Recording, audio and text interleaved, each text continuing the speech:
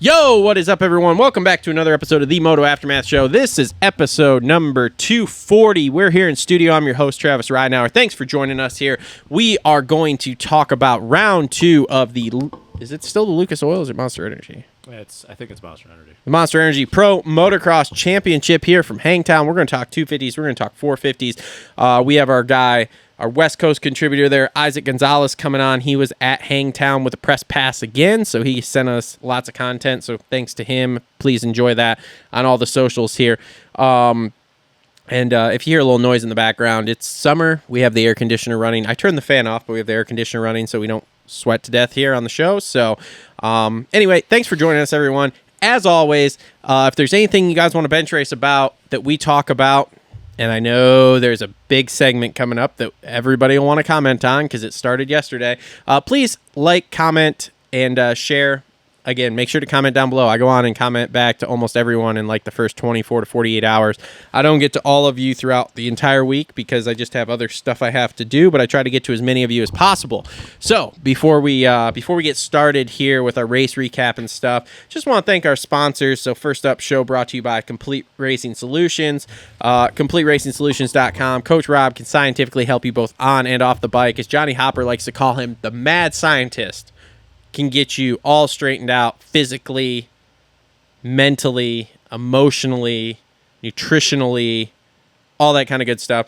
So again, make sure to check them out, CompleteRacingSolutions.com. Even if you don't do motocross stuff, he does triathletes, mountain bikes, basically every sport. So check that out.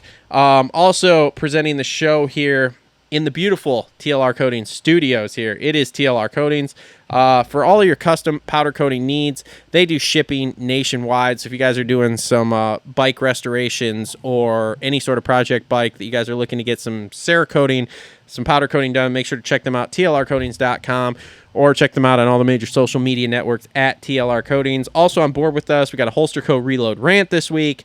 Worx going to be bringing you the 450 class. Adept Creative Co. going to be bringing you our 250 race recap. Isaac Nelson Designs, new segment debuting with them. We're going to be doing the Isaac Nelson Designs Deegan Danger Zone section. Deegan Danger Zone. That's our new section brought to you by our I'm blanking here. Fade, hard fade, bogging. Wow. Let's start this over here. Isaac Nelson Designs bringing you our Deegan Danger Zone segment there. So thanks to Isaac. He's our logo guy. And then Edgewood Farms going to be bringing you our Isaac Gonzalez interview here later. And we're going to cold call Kev and talk to him and see if he's got any news to share. Mostly because I assume he probably has some news to share. Mostly because he didn't text me back earlier. So guess what? Now you get a cold call, bud. Yeah. Maybe he'll answer. Maybe he won't. We'll see. So, okay. In studio with me here, original co-host. He's back. Let's see if I can get the right button. Close enough. It is Justin. Hi, bud. What's up, man? Lots to talk about. I mean, it was a very eventful day. I was sad you weren't here last week. Because I had some takes to talk to you about last week, which we're going to get to this week. Yeah. Hot. I mean, through the first four motos, there's been a lot of stuff to talk about. I mean, I think even, 450 class, there's a lot of different things going on. Even with, somebody going 4 for 4 so far, still there's a lot of different stuff to go on. So, yeah, I mean... I got some hot takes. You're not going to like it, but I got some hot takes. That's fine. I don't like a lot of the shit that you say.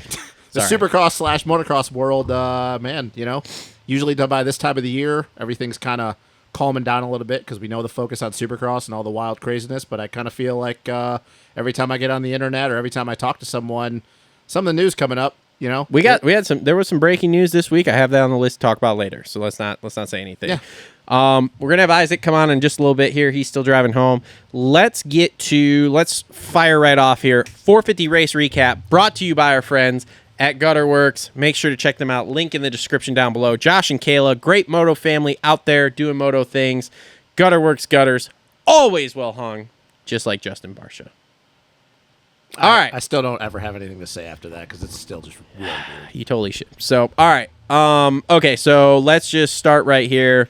We'll make it easy. So I don't know if you caught the show last week. I didn't watch the whole thing, but I watched I don't remember last year if we ran through all 40. I'm only running through 20, and then if there's anyone 21 to 40 that we really need to talk about, we can. But we're not running through all 40 because I don't really have anything to say. I don't have much to say, honestly, beyond the top 6 most of the time, but whatever. Well, for right now. So anyway, all right. So Jett goes 1-1 again. He is in total management mode. And I heard a great take by Johnny today, okay? And whether he's consciously doing this or not, I 100% agree with it. He is going to break these guys before we're halfway through the season, strictly for the fact. So, like yesterday, okay, it's hot. He's in management mode. He's keeping like a 5-second gap, right? And that was basically what we saw all day. Like somebody gets closer to him, like that second moto there, Webb and them were creeping up on him. They get within like 3 seconds. Boom, all of a sudden he's 5, right? And it's like, I've seen some interviews with Jett. He claims, no, we're pushing, like I'm pushing. Outside of that second moto with Chase last week, I don't think he's been pushing per se. I think he's just been riding. The thing is like, okay, these guys, they're getting better as the summer goes on, obviously. Yeah, because 2 out of the 3, well, Chase isn't there, but the 2 out of the 3 out of the 5, or the second through 4 yesterday, didn't really they're not 100% yet. Yeah. So as they're getting better, and like Webb was pretty happy on the podium yesterday of like, we're a lot closer, whatever. But here's the thing. It's kind of like a guy that has, say, let's just put this in running terms, a guy that has 5-minute mile speed. But he's just, I just want to make sure I win, so I'm just going to be, 5 seconds ahead of them. And this guy's like, okay, I'm a 7-minute mile pace. Okay, now I'm a 6:30 pace or whatever. But the guy at 5 who can do 5-minute miles is like, well, look, I just want to maintain ahead of them. So as these guys get faster, they're going to keep, pushing forward there. But then Jett just going to keep going faster and faster. And it's like, oh, shit, like I'm feeling faster, but I'm not catching him at all, you know, and they can tell they're getting faster, but it's like they're still losing by the same amount of time, So whether he's consciously or unconsciously doing it, he's going to mentally, I think, and that's a loose term, but he's going to break these guys at some point because they're going to be like, man, like I'm now in shape for this. Like you get 5-6 rounds in, okay? Webb is going to be in moto shape. Dylan's going to be in moto shape. I don't think you can break those two guys mentally. I don't. AP maybe, and it AC may not, maybe. And it may not be 100% mental when has Cooper break. Webb ever but been mentally broken by anybody? Well, I mean, we all thought that with Ryan Dungey too, and then Tomac beat him by 1.5 minutes, and he was like, I just don't have anything. And those guys aren't going to admit it either that they're broke. But it's like, at what point do you go, dude? I'm pushing the pace, and he's still beating me by 5 or 6 seconds just because he's just cruising, and can maintain and pick up the pace when necessary. So, dude, I don't know. There's been a lot of talk this week. I mean, how do you really bet against at this point him not going 22-0? I mean, things can happen. Don't get me wrong. Barring a mechanical, it all depends. Like I said, or he gets caught up in a first turn carnage like what we saw yesterday. I mean, how does he not go 22-0 like this? Because I stand by this, and we talk. You posed the question. I don't know when it was earlier this week in the group chat.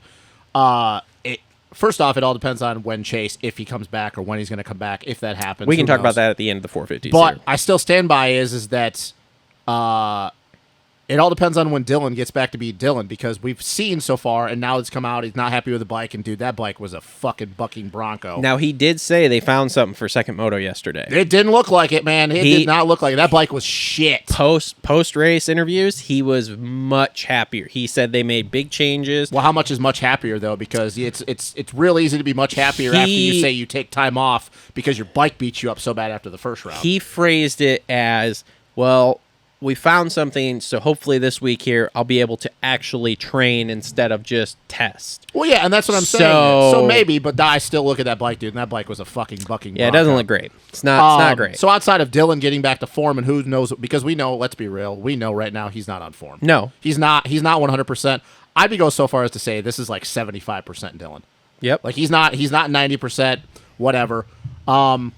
We've talked about this before with Jett, and he did the same thing in the 250 class. He manages. Like, he gets a start, sprints away a little bit, settles into a gap, somebody closes up, he gets word, or he can be aware of it, looking around, like, all right, I'll pull the trigger, whatever. And we've seen it 2 times now in practice. It was a little bit more at Paula. It was only 1.5 at Hangtown. He just pulls off a heater, in the last 3 minutes of the second practice. And we see it in Supercross enough when he felt like, okay, like I need to still show those guys that I'm the big dog. But I stand, and I've said this, and Stu even made the comment, whether he's riding at 85, 90% or, subconsciously, consciously, whatever, doing it, Jett is still, though, Stu said it, he doesn't believe that Jett can go much faster, though. And I think by what he meant by that is what I've said to you, much faster consistently. We all know that if Jett wanted to, he could probably go 2.5 seconds faster than all these guys in the middle of the moto. Any one of these guys, if they want to go balls to the wall and take that mental chance of hitting the deck, I bet Coop could do it. I bet AP could do it. AC, if they wanted, could do it. Dude, I remember back in the day when it was still Ricky and Stu, when Michael Essie was on the Jägermeister KTM, the factory KTM team at the time. Dude, there would be times where he'd rip a holy, and you'd watch him and you'd be like, when nobody was pacing Stu and Ricky, for 10 minutes he could run their pace. What happened 11 minutes in? Mentally, he was broken. Mentally, he could not process information. Or your body just gives away. Your body sometimes is only going to be so good enough. You're going to be so much shape where you can do that. Maybe not cardiovascularly, but you're like pumping up. Your fucking thighs are on fire. Your calves are bulging. Like, I think Jett right now, whether he's managing or not, and even JT said this, like, oh, if he wants to go be Aaron Rodgers, he can go win, or he wants to be Trent Dilfer and manage. But I don't think Jett can go much, much faster consistently. 1 lap, 2 laps, for sure. But Jett can't run the pace that he does when he clicks off 2 seconds a lap for a 35-minute moto. So, and once again, now that Stu has said it, it makes me feel more comfortable when I said it. I've said it before. Yeah. I don't think Jett could run that pace for 35 minutes. There's a reason why Stu could never do it. Ricky was never able to do it. Like, eventually, your body or your mind gives out. Like, there's nobody in the world, even Hurlings, as much as I praise Hurlings, can run that pace for 35 minutes. So if Jett, could he want there and go out and sprint for 3-4 laps and pull a huge gap? For sure. But that's on the ragged edge. Yeah. So, like, 90% for him, a lot of these guys don't ever ride at 100% for an entire moto. They ride between 85 and 95%. Yeah. So, yeah. And I'm not disagreeing with what you're saying. But here's the thing, too. You got to figure, okay, if his 100% is 2.5 seconds faster per lap, that means his 90% is what these guys are doing qualifying laps, which is their 100% per lap. So then when they back it down, it's like, okay, well, they're still half a second a lap off of him, easy. And then, Dylan, the first moto, Dylan being able to keep Jett as close as he did for that long, gives me hope that when Dylan gets back to be 100, he can challenge Jett. I don't think so. And here's why. The only reason those guys were that close yesterday is because Jett is, for as much as we mock him of him being like this dumb kid, the only reason they were that close is because Jett is like, yeah, I don't need to win. I don't need to win by 40 seconds, which is weird because you usually don't see a rookie come in who is that fast and isn't like Dungey do it. And isn't like, I'm going to go down. Dungey never had that speed. Dungey won both Supercross and Outdoor title his rookie year on a 450. Yes, I understand that. And he was very aware of But Dungey didn't have that outright speed like Jett does. You're never going to convince me that Dungey was that fast. Like, no way. I don't know, man. Dungey was fast enough to get it done, but Dungey wasn't 4 seconds a lap faster than people. Like, it just wasn't the case. And like I said, it's super weird to me to see a rookie who has that speed to go 2.5 seconds. And even if he tones it back, let's say he tones it back so he's only doing 1.5 seconds per lap faster or whatever, he isn't doing that in the motos. Like, you cannot look at that moto yesterday, watch him ride, and go, yeah, he's fucking pushing the pace. Like, no way. I'm not saying he's going to. And that's why those guys are as close as they were yesterday. But once again, he only can do those heaters for so many laps. So he's still, whether he's riding 85, 90%, that's the thing, though. He's still pushing it. Yeah. It's not like he's riding at 50%, he's literally not trying, and he's like, oh, I'm just fucking riding around. Like, it's because Jett is so smooth, and everybody has always said this. It's the same thing Porcel used to do. You watch somebody when they're that smooth and they're that calm and light on the bike, it doesn't look like they're going fast. But Jett got loose quite a few times yesterday. Was a few, and you can say that track was not rough. Paulo was rougher than that. It wasn't too bad. So the fact is, when you make mistakes, that means you're pushing. Now, whether it's his 100%, no, nobody's going to argue that. But he's still out there pushing. So you can say, oh, if he wicks it up to 100%, this and that. Here's the thing. What happens if one of these times he decides to wick it up for 100 because he feels... And Chase, they went back and forth, and we didn't get to talk about this because I wasn't on the Paula show. Mm-hmm. Jett you could tell when Chase was marking him that whole moto. Yeah. You could tell mentally, like you could see from his body language and looking around, it shocked him that he didn't drop Chase. Yeah. I will argue to the death. When he's looking around and he's looking over, I'm not going to argue you can that. almost, so he even said on the podium, he's like, Chase is going to have more for me this summer. You can break Jett. You can. If Chase... Well, Chase can break Jett. I don't know that the rest of these guys can. I stand by my comments, and I keep saying that, is if Dylan is 100%, Dylan can go that fast. He's done it before. I've watched Dylan enough times over the years to see when he wants to go out there and he wants to... Now, whether he hits the ground or not, who knows? But once again, I go back to the MX of Nations ride, and you could say what you want. That qualifying day when he paced Chase that whole time, when it was just about who was faster, he made Chase... He pushed Chase into a mistake. Yeah. Sunday was different. Chase, it was all about Chase. But you can't say what he did to Chase on that Saturday. Chase didn't want to go out and win that moto. And Dylan marked him the whole time, pressured Chase into a mistake. Chase hit the ground. Dylan won the race, whatever. I don't know how you can say that if Dylan is not 100%, that he can't go just as fast as Jett if we just watch Chase do it. I don't know how you can say he can't. Like, I mean, you go. Okay, your eyes can watch and you can. So look go back. So go back a week. Okay, let's go back a week because obviously you weren't here last week to talk. Okay. And let's just to put numbers on it. Let's just say Dylan was 75%. Okay, between body and bike not working, everything. So he gets healthy, fully healthy. He gets the bike fully figured out. You're telling me 25%'s worth 45 seconds a race? What was he the first moto? What was he at the beginning of the moto?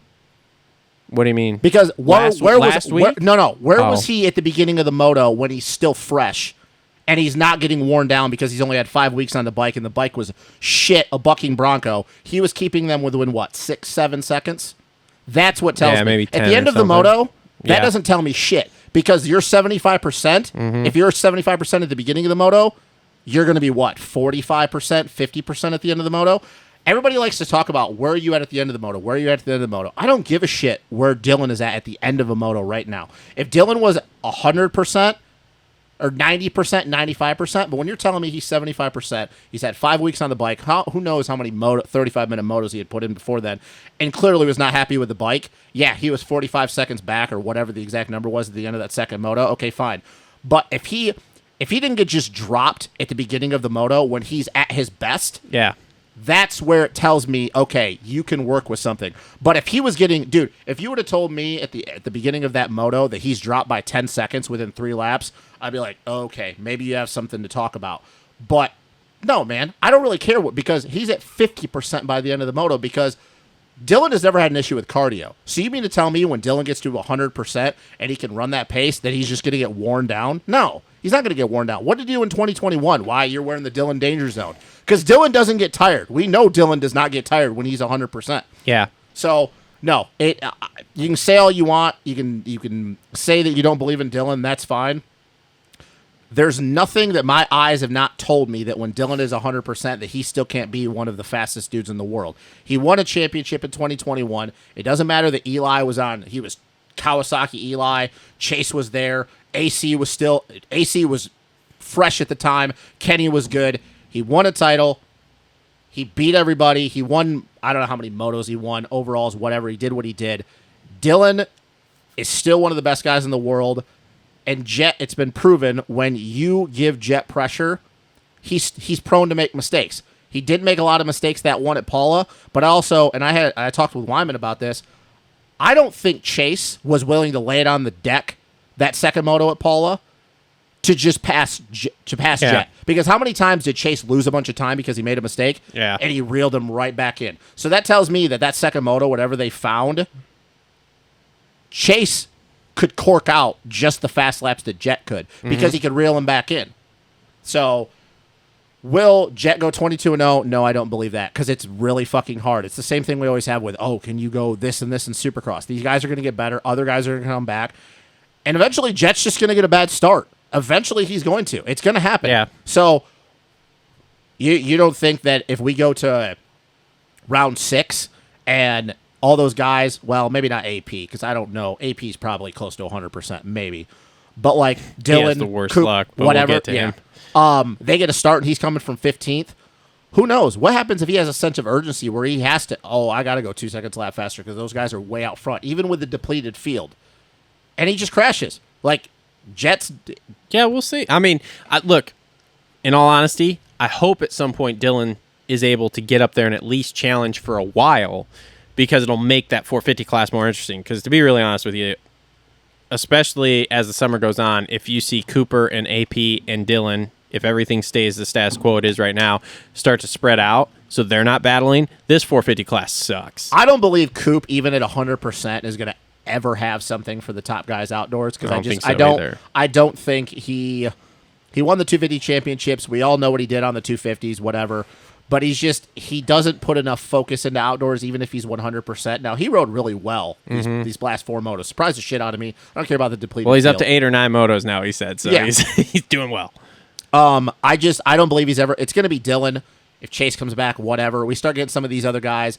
I think that when Barsha comes back, he can put his hand in there.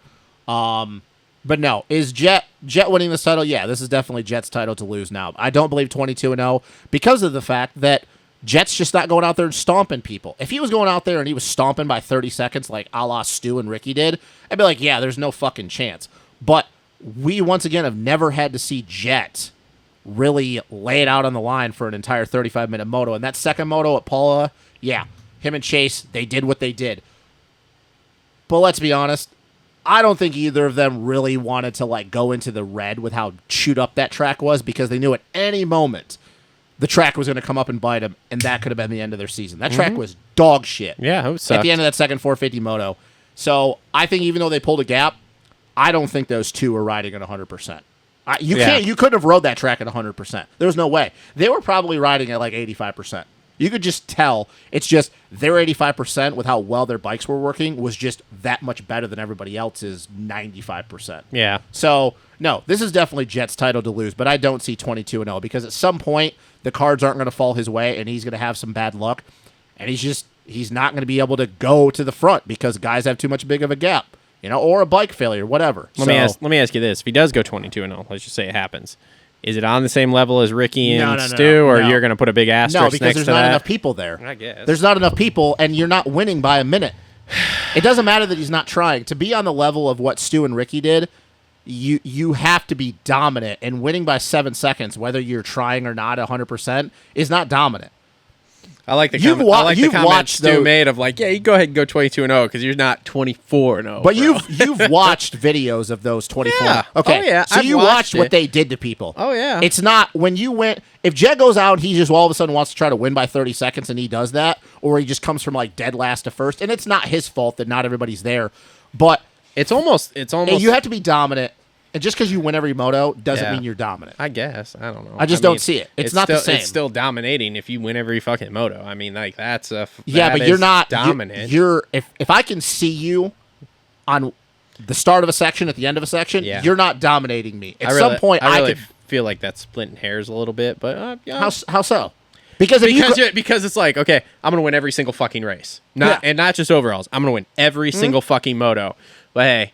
You didn't win by 30 seconds, so you're just not dominant. So it just doesn't fucking count. Yeah, because if we can see in a section and you crash and I can pass you before you get up, that's not dominating me. Guess. Because that means that if I whipped it up and went my full potential, I could run the same speed as you at any given moment. Nobody was able to run what Stu and Ricky did at any moment, whether they tried or not. Like I said, I feel like we're splitting hairs, and to be honest, I feel like part of that. And at least we have something to talk about with this here. I feel like part of that, too, is the mindset with Ricky and Stu way different than the mindset with Jett. Jett's just I want to win. But, he's not I need to dominate. We're Stu and Ricky were I need to fucking dominate you. And that's the difference, though, between them and Jett. I guess. That's the difference between that era and this era. Winning, great, all of that. But when there's just... You played hockey, so you can understand this. You've done other things other than ride motocross. Yeah. There is something to when you crush your opponent. You mentally rip their soul out of their chest because no matter what they do at any given moment. That's the thing. If I can see you... But that's a mindset thing. You and I have that mindset too, but I don't think that's what I'm talking about. And that's not wrong with Jett. I don't think Jett has that mindset, so that's where it's honestly, I think yesterday, if he really wanted to, he could have won by 45 seconds. Like those guys Probably. did not get that much better in a week to drop 40 seconds. But here's the thing. He didn't have anybody pushing the boat like he did with Chase the week before, which is what we saw. I mean, even the week before, like he put 10 seconds on Chase that first moto. But again, that was a management thing because he got 10 seconds halfway Chase in. also and was just a lot managed better it. the second moto. Yeah. And then the second moto, Chase is a lot better and pushes him, kind of like Eli and Chase last year of like they just pushed each other and went, 30 yarded everybody.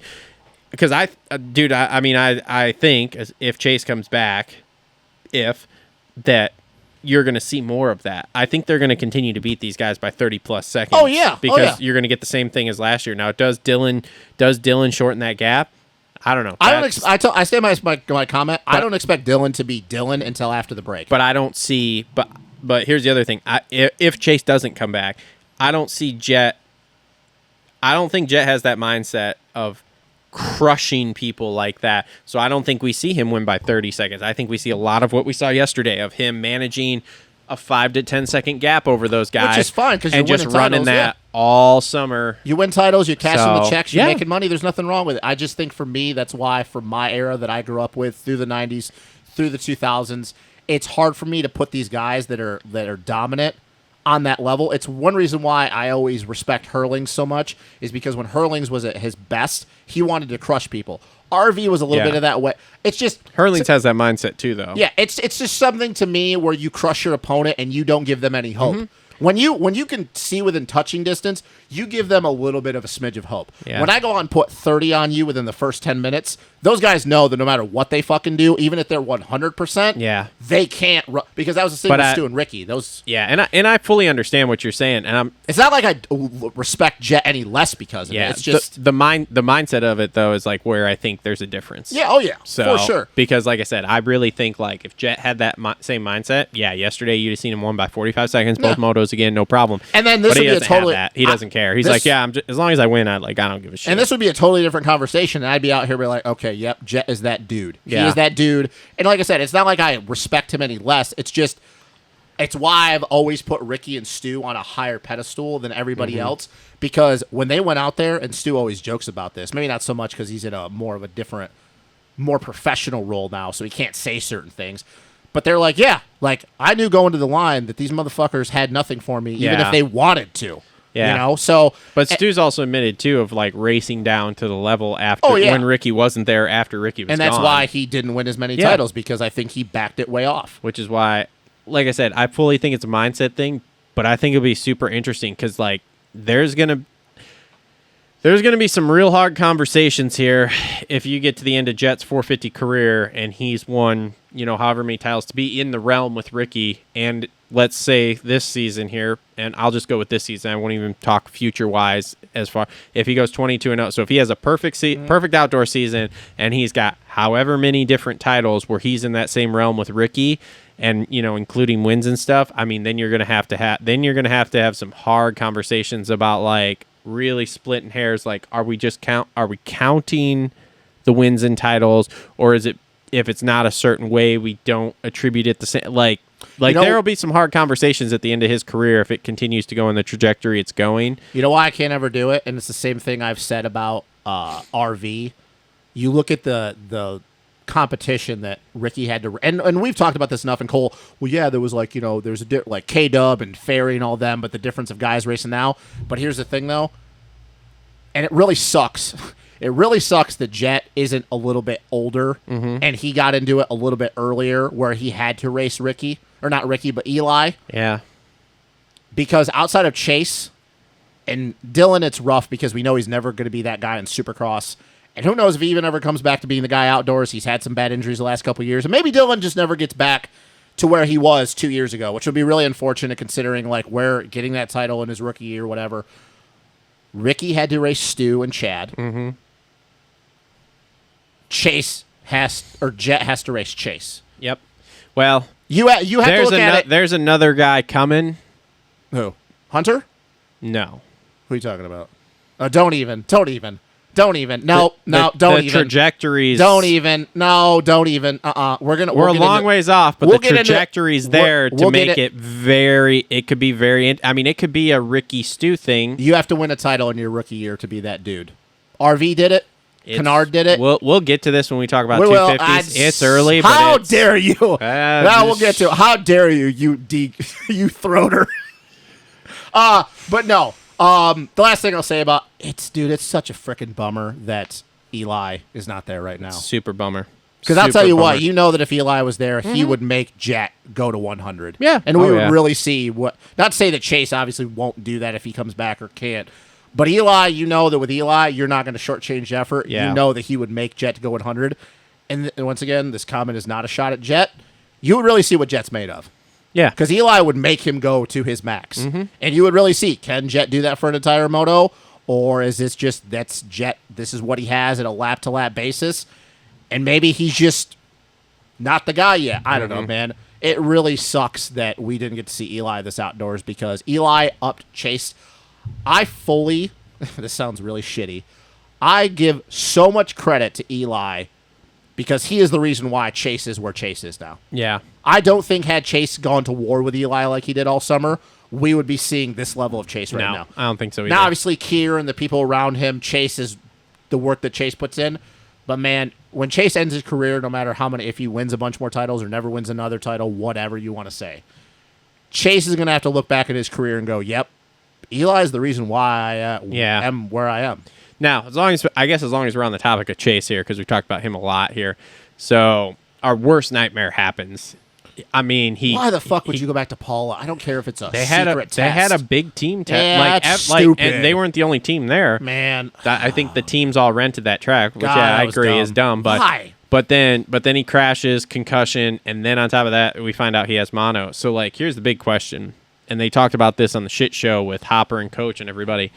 Does he come back before the Super Motocross thing? Because he's locked into that. I think he comes back for outdoors at some point, man. It just depends on how bad that concussion was. I find it funny because you look at his social and it's, I'm sitting out this weekend. Then you look at Honda and it's like, he's out indefinitely. That makes me believe that he wants to come back because if he would have said something that's contrary to the team, I'd be like, okay, but the fact that he says, I'm just sitting out this weekend, I think he wants to come back, dude. But I think he wants to come back. Is like you can't just get like mono's kind of like what's it called, Epstein Barr. Like you don't just get rid of it. You just got to kind of sit and just wait for it to subside. So it makes me wonder.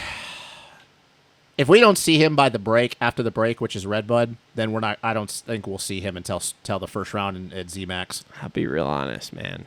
I'm doubtful we're going to see him. I just don't know. I think I think it's a situation of he kind of wants to, but at the same time, he's out of there. Like he's out of Honda. So like, let's face it. Then I believe that's on them. I don't believe that's on Chase. I think Chase really wants to prove a point, and I think he wanted to prove a point outdoors. And we have obviously a long time for him to prove the point of Jett. I'm better than Jett. If he sits out the whole summer, that makes me believe that it's a team thing and not him. That he just dude, we'll pay you.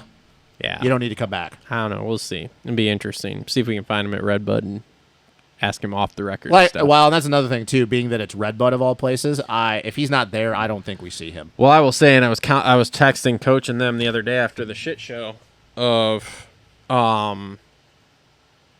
he was talking to the KTM guys so much at Paula that Issac noticed, which is interesting. Dude, I think he's going to be really good on that KTM, man. I think he's going to be very good at KTM. Yeah, I think that because he's going to have no mental pressure.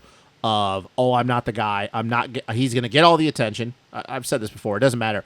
We both don't think Coop's going to be on that team next year. But even if Coop was for whatever reason, Chase is the guy. Coop hasn't won a title in 2 freaking years. Yeah. Chase just won a Supercross title, whatever or not. It doesn't matter. He's got the number 1 plate to hit. It's his. The bikes, obviously, that KTM is not the same bike it was last year. They figured out whatever they need to do with the chassis. They've got it more in order. Chase is gonna. I think Chase is gonna be really fucking good on that KTM, dude. I think it might be. I think just like I think that if Jett went to KTM, their styles, it's hard for me to believe that you put them on any bike and they wouldn't be good. So I think he's gonna be really good. And now you don't got to deal with the mental pressure of I'm not the guy on my own fucking team. I'm the guy. I'm gonna get all of the attention. I want the attention now. I'm gonna get it. So, yeah, I don't know. I think we're going to see a lot of Chase and Jett battles for the rest of however long they want to race. Yeah, I don't know. It's just once again, it's a bummer that Eli's not there. It's a real fucking bummer. It is. This would be a totally different conversation right now if Eli was there. Yep. All right, so let's move on here. So Dylan goes 2-3 for second. Like I said, that bike was still shit, dude. Yeah. Maybe they did find something, but whatever they found, it's not much better. The way he talked and everything I heard, he was much happier second moto yesterday. And well, good, because I thought he was going to die every time he was coming down the hills. Yeah. So Webb goes 4-2. He was pretty pumped to be third place. I mean, I think it's a how much better is he going to get? I don't know. Because like, did you hear about how this whole outdoor deal came to be for him anyway? No. So he was really trying to go race World Supercross, and KTM would not let him because in case everyone forgot, he had a Supercross only deal with KTM. Yeah. Then obviously we have the Super Motocross thing comes around. He wins some races, so he's in. So he's got to race KTM here in September. So they put that contract in front of him, and I really think too. I don't think he wanted to start the season, but from what I understand, it was pretty much a thing of like, you can sign it and you can race the whole series or we don't want you. So that's why he's racing right now. Yeah, I mean, I don't know that necessarily health-wise he was ready to go, but yeah, so that's super. And also from what I understand is that they were very uncooperative with anything of trying to allow him to do World Supercross stuff, obviously. Well, great way to end this time at KTM before he goes back to Star. Yeah, so I'm not sure how pumped he is to be there. I'm not sure how much better he gets. He's riding well. I mean, you know, he's going to get better because once we know he's not 100%. I don't know what his percentage is, but he's not 100%. He's going to get better.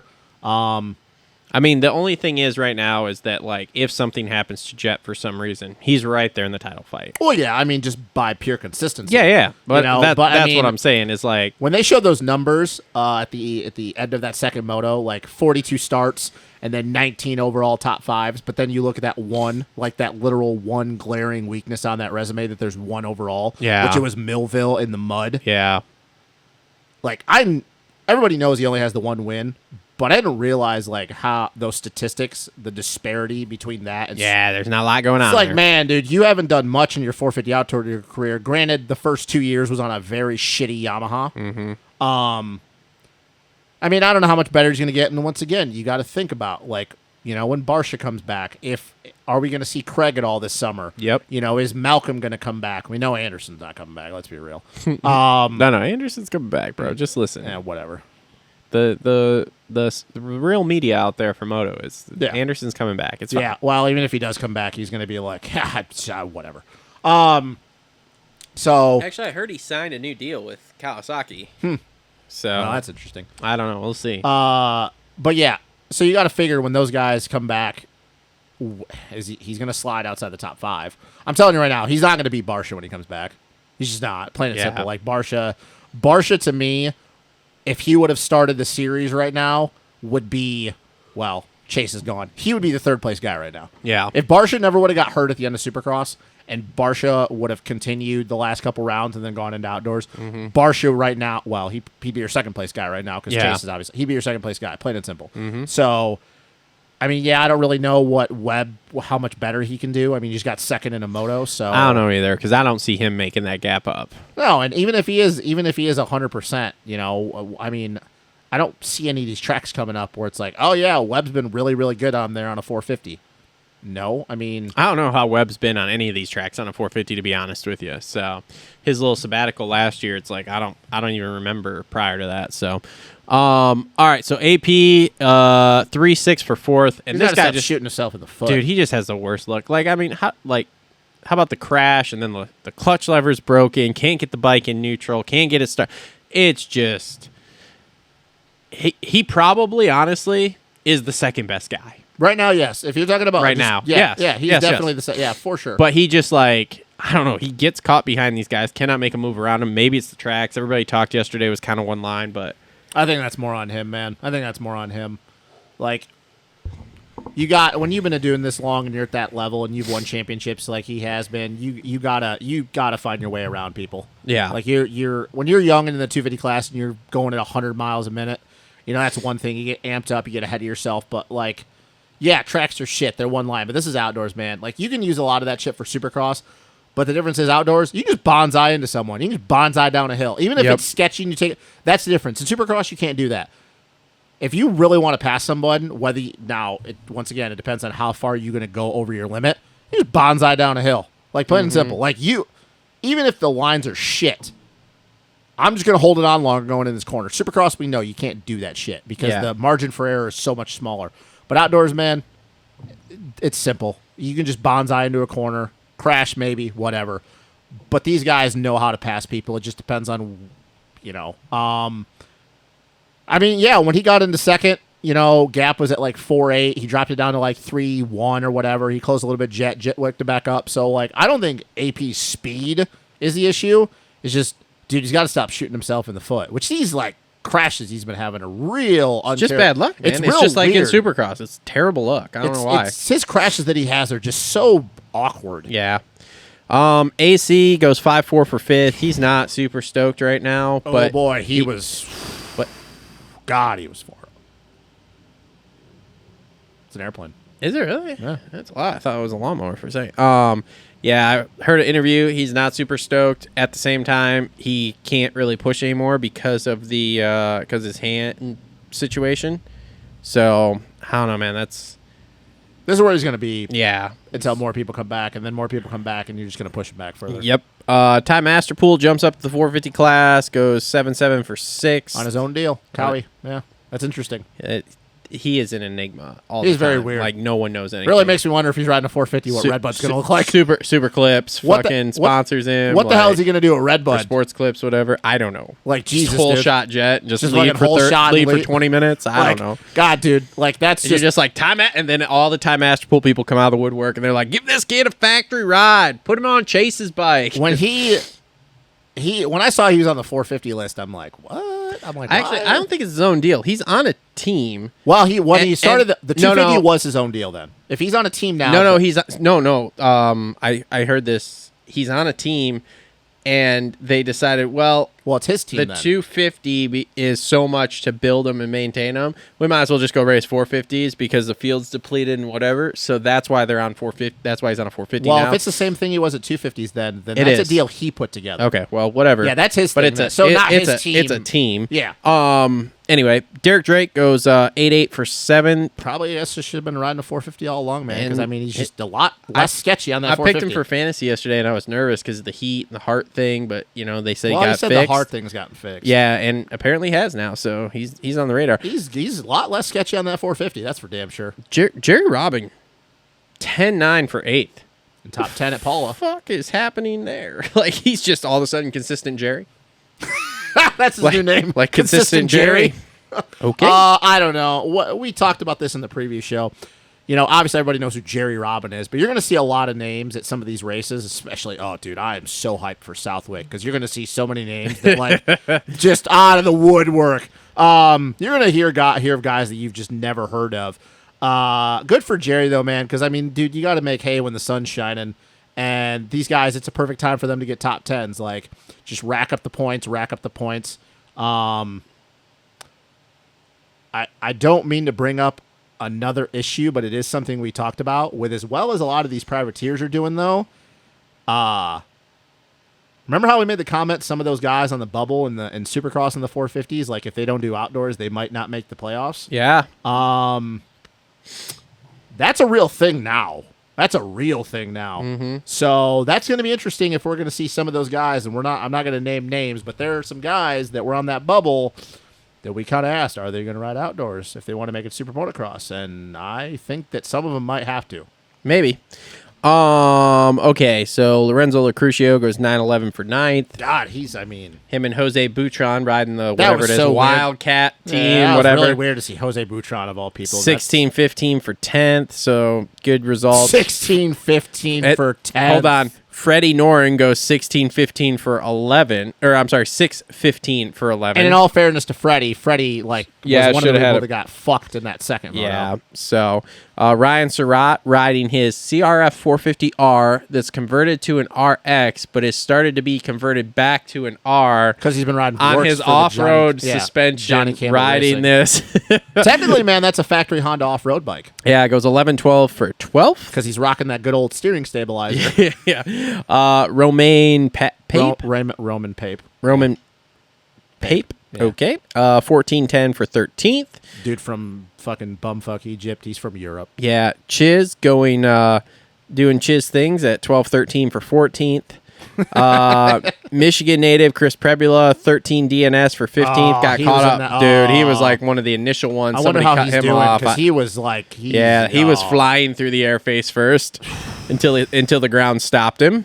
Brandon Ray goes 21-14 for 16. B-Ray. Another Michigan native, Marshall Welton, goes 15 DNS. He got unlucky in both motos. I heard the first moto somebody torpedoed him somewhere. I will say, and this is not like Marshall. I've seen the kid come up, Michigan native, good kid. Obviously proved himself last year. We'll say, well, some of the shit that happened to him at Hangtown wasn't his fault, like you just said. I'm a little underwhelming, because I really would have thought with this field, like you could have, how he rode last year, you could have easily slotted him into like that 6-7 position. Yeah.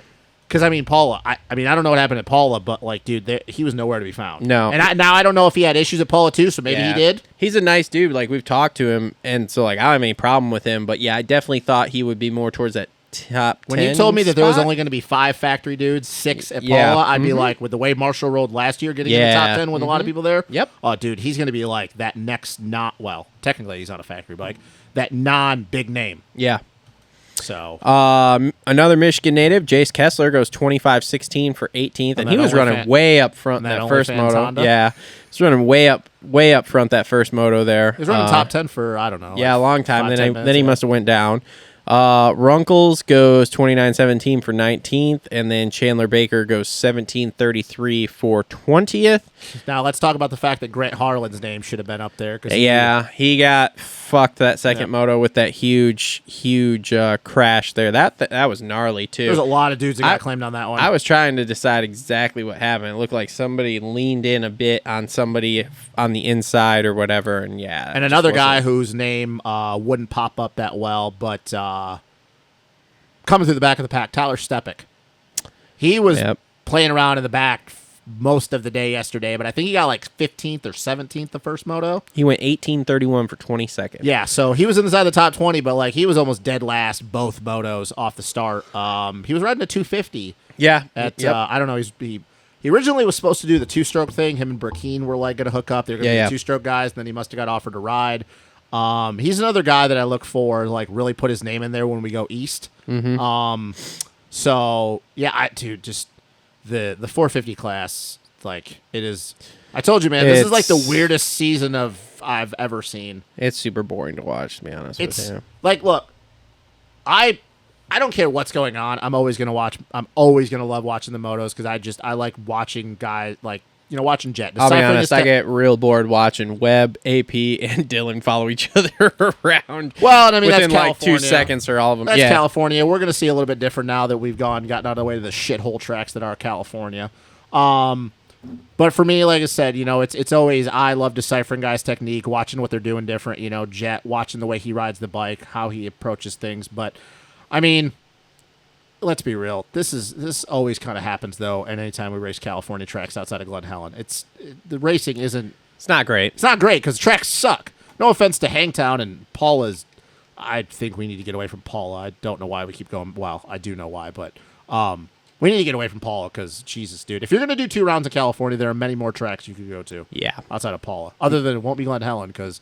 They basically took their name out of the hat again. 100%. So that's been your 450 race recap brought to you by our friends at Worx. Always well hung, like Justin Barsha. Speaking of that, before we end the segment, has there been any word of like when he is coming back? Because he was walking around at Barsha. He was walking around at Paula. I don't know.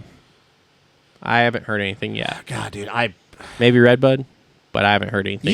You would think not only with the break, but it's Redbud. Yeah. He wants to be there. Because we know no matter what percentage he's at, he's going to make things interesting because he's just going to bounce off people. Yeah, 100%. So, all right. So before we take a break here, let's cold call. Let's just see if Kev answers here. We'll cold call him. He probably won't, but we'll give it a shot. He doesn't like you anymore. He doesn't like me anymore. No. We're fighting.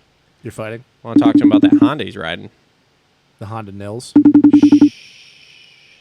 No, he put a post out. Oh, did he? Yeah. Oh. Yo, Yo, Kevin Moranz, welcome to the Moto Aftermath Show, bro. Oh, are we on? We're on. Oh, shoot. I'm in a skid loader right now. I told Justin we were cold calling you because you did not text me back.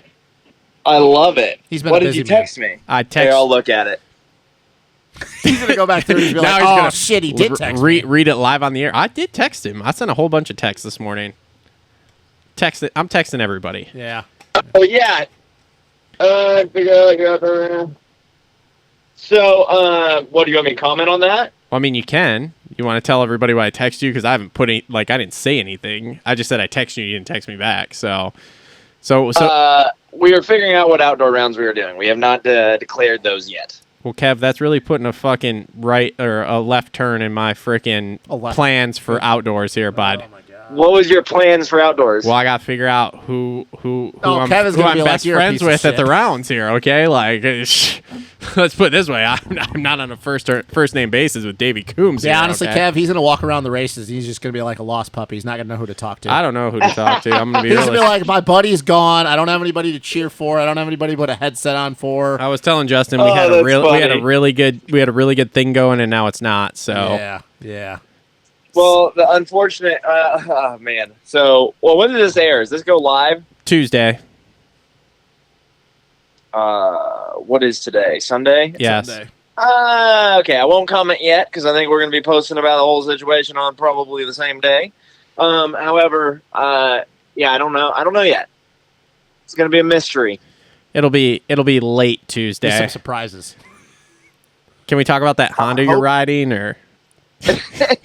Yeah, we will get to that next week. How about we talk about this next week? Oh. Okay, fair enough. What are you doing in the skiddy right now? So we have some massive home projects going on. I had an excavator dropped off last Tuesday, and it leaves this coming Tuesday. So we are grinding as much as possible before this thing goes back. Generating a absolutely crap ton more dirt for the track. Probably going to have Worx rebuild it at some point in August.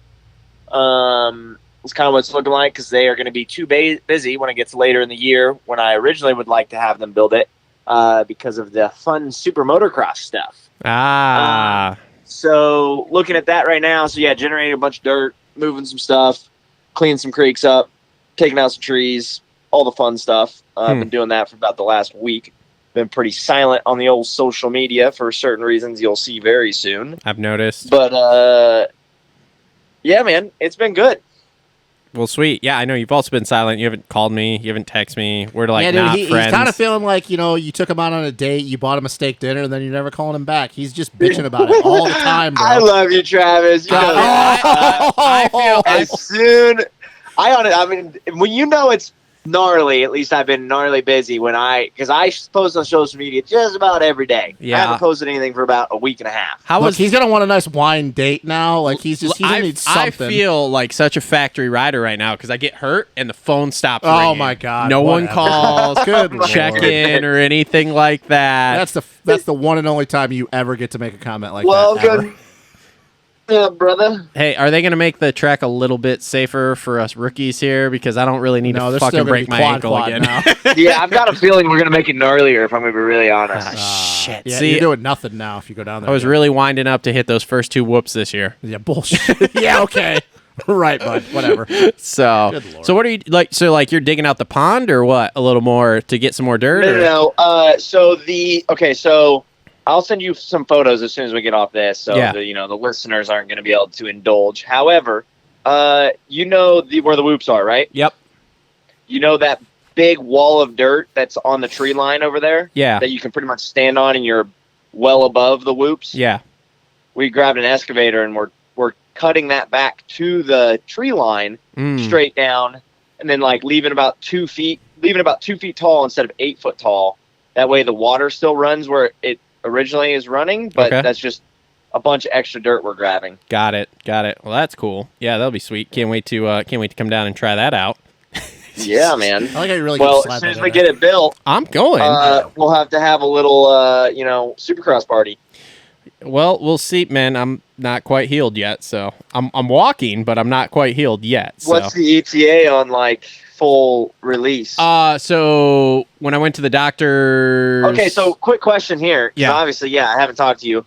Did you get surgery or not? No surgery. So okay, good deal. So all I had, it actually was a pretty, we'll call it minor injury for what it was. It was literally just a fracture in that interior bone that hooks up to the ligament that runs basically up to your knee there on the inside of your leg. And what basically happened is when I cased the jump, because I bottomed the suspension out and was essentially dropping out of the air, because you know how these finish lines are with Supercross, you just go really high. Kev definitely knows. Kev knows.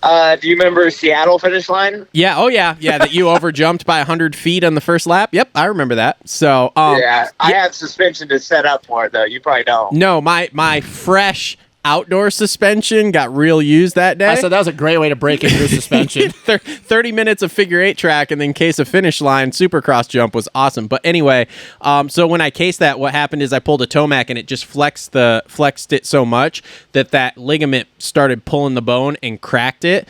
But the whole rest of the ankle was totally fine. Like all the structural parts, the parts that bear all the weight was totally fine. So the doctor's basically like, we could do surgery, but then you're just extending your healing time.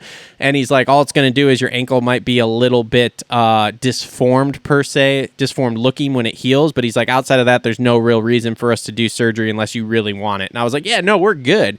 And so then he told me, like, you know, as you can bear it, like start putting weight on it, which I went in there a week after and I was basically walking on it with my crutches. And he's like, you walked in here basically. So whatever. So basically over the last week, cause now we're getting this Tuesday will be 3 weeks from the time I did it. Basically in the last week, I've gone from crutching to the last 3-4 days, I can walk in the boot no problem. And today I've actually not even had the boot on. I've just been in high top shoes with a over-the-counter Ace bandage ankle brace walking around. So like we're pretty good. It's still kind of sore because the heel is still all bruised and the tendon's still a little bruised coming up my leg. But outside of that, we're basically, because he told me, he's like, if you don't do anything crazy where you're going to over exaggerate that tendon movement anymore, he's like, you can't hurt it because the ankle's structurally fine. I'm like, okay, sweet. So that's basically where we're at. So I'm hoping by like next weekend to start cycling again, like to get enough range of motion where I can cycle a little bit, like on an easy pace. Yeah, that'd probably be good for it too. Yeah, and right now I'm just trying to get to be able to walk on it working all day, which I did Friday with the boot on. My plan is to work all day tomorrow with the boot on, and then by Tuesday be just into high top shoes with the Ace bandage brace. So, and then hopefully by, call it the 3rd week of June, I can hopefully start riding figure eights again. Hey, there you go. So this call turned into about you. Great. It's awesome. Dude, I mean, he doesn't want to talk about anything right now on his end, okay? It's secretive. I know. We have secret contract negotiations going on. Okay. Secret contract negotiations. Secret. I like it. I got to renegotiate my contract with him because it's so secret. So, well, we appreciate the continued support, brother. Well, you know, that laugh was funny though because he's like, "You're not wrong." What'd you say? I said that laugh was funny because he goes, "You're not wrong." I've got something pretty cool that's going to be headed your way. A portion of it just showed up today. The other portion has not arrived. So, well, I still don't ride Honda or KTMs, so. What'd you say? I said I still don't ride Honda or KTMs, so I don't know what this could be. I'm excited. It's just a picture of Kev. Just a big old picture put on the wall. He's got a fat head. He's just got a fat head. Yes. Pull out, put it on the. Well, you know, we'll put it in the office. There you go. So you can always see Kev when you walk in the door.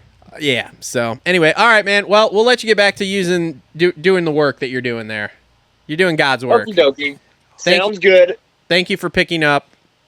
Indeed. 100%. The way to get a hold of me is call me. Don't text me.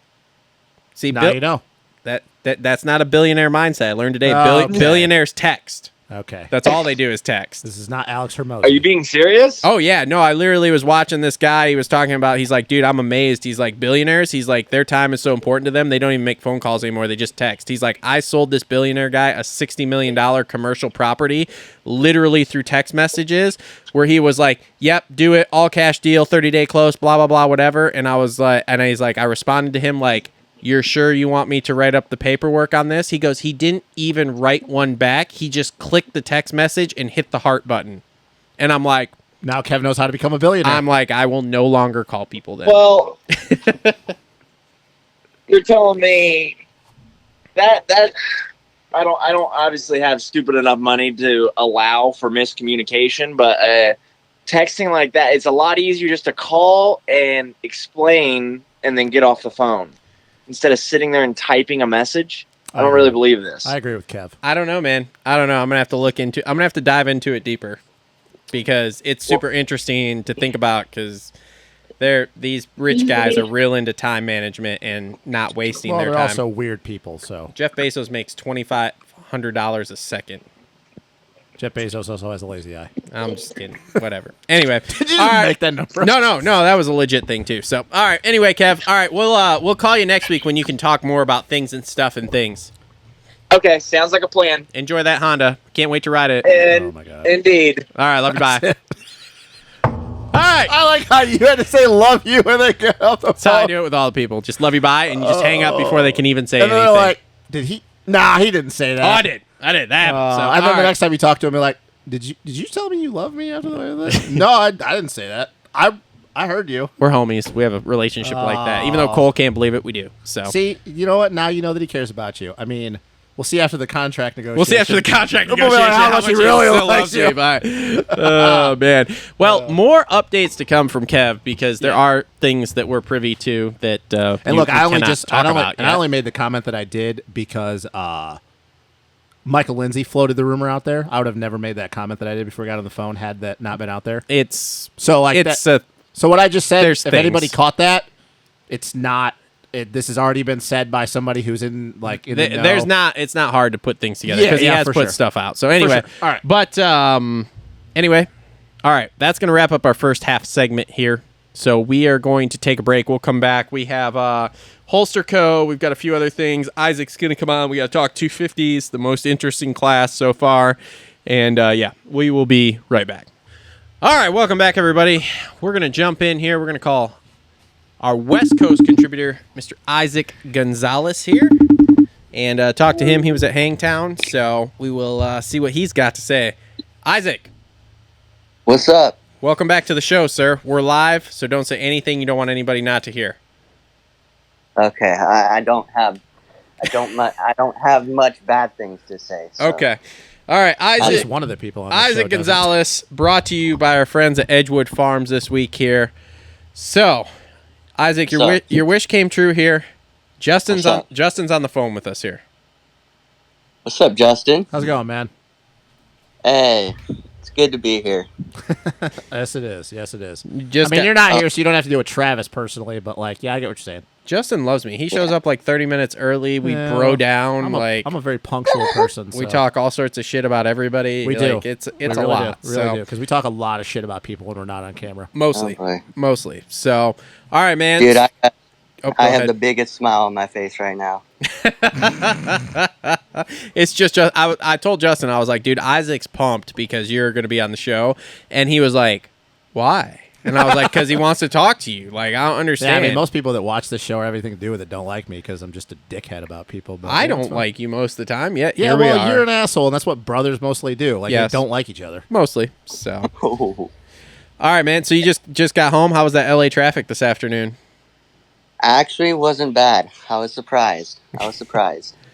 He texted me Thursday or whatever it was when they were headed up to Hangtown. He's like, dude, LA traffic's a joke.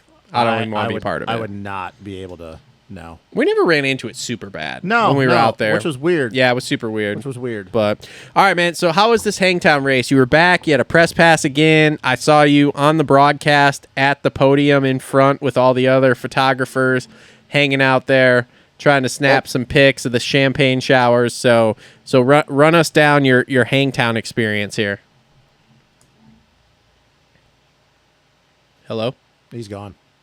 Oh, that's real gay. Ah, boo. Ooh. Great radio. Great radio. Oh, he's calling back.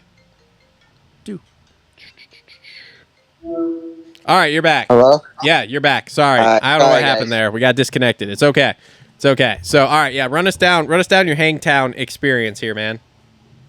Much better than Paula. That track is so much better than Paula. It was a lot hotter, so I kind of had to watch my hydration. I overheated myself at one point of the day, but other than that, it was much better. I got to say, I got there. I got to will call, told them who I was, and they said, "Oh, you're not on the list. What's going on?" So I kind of had to force my way in there again.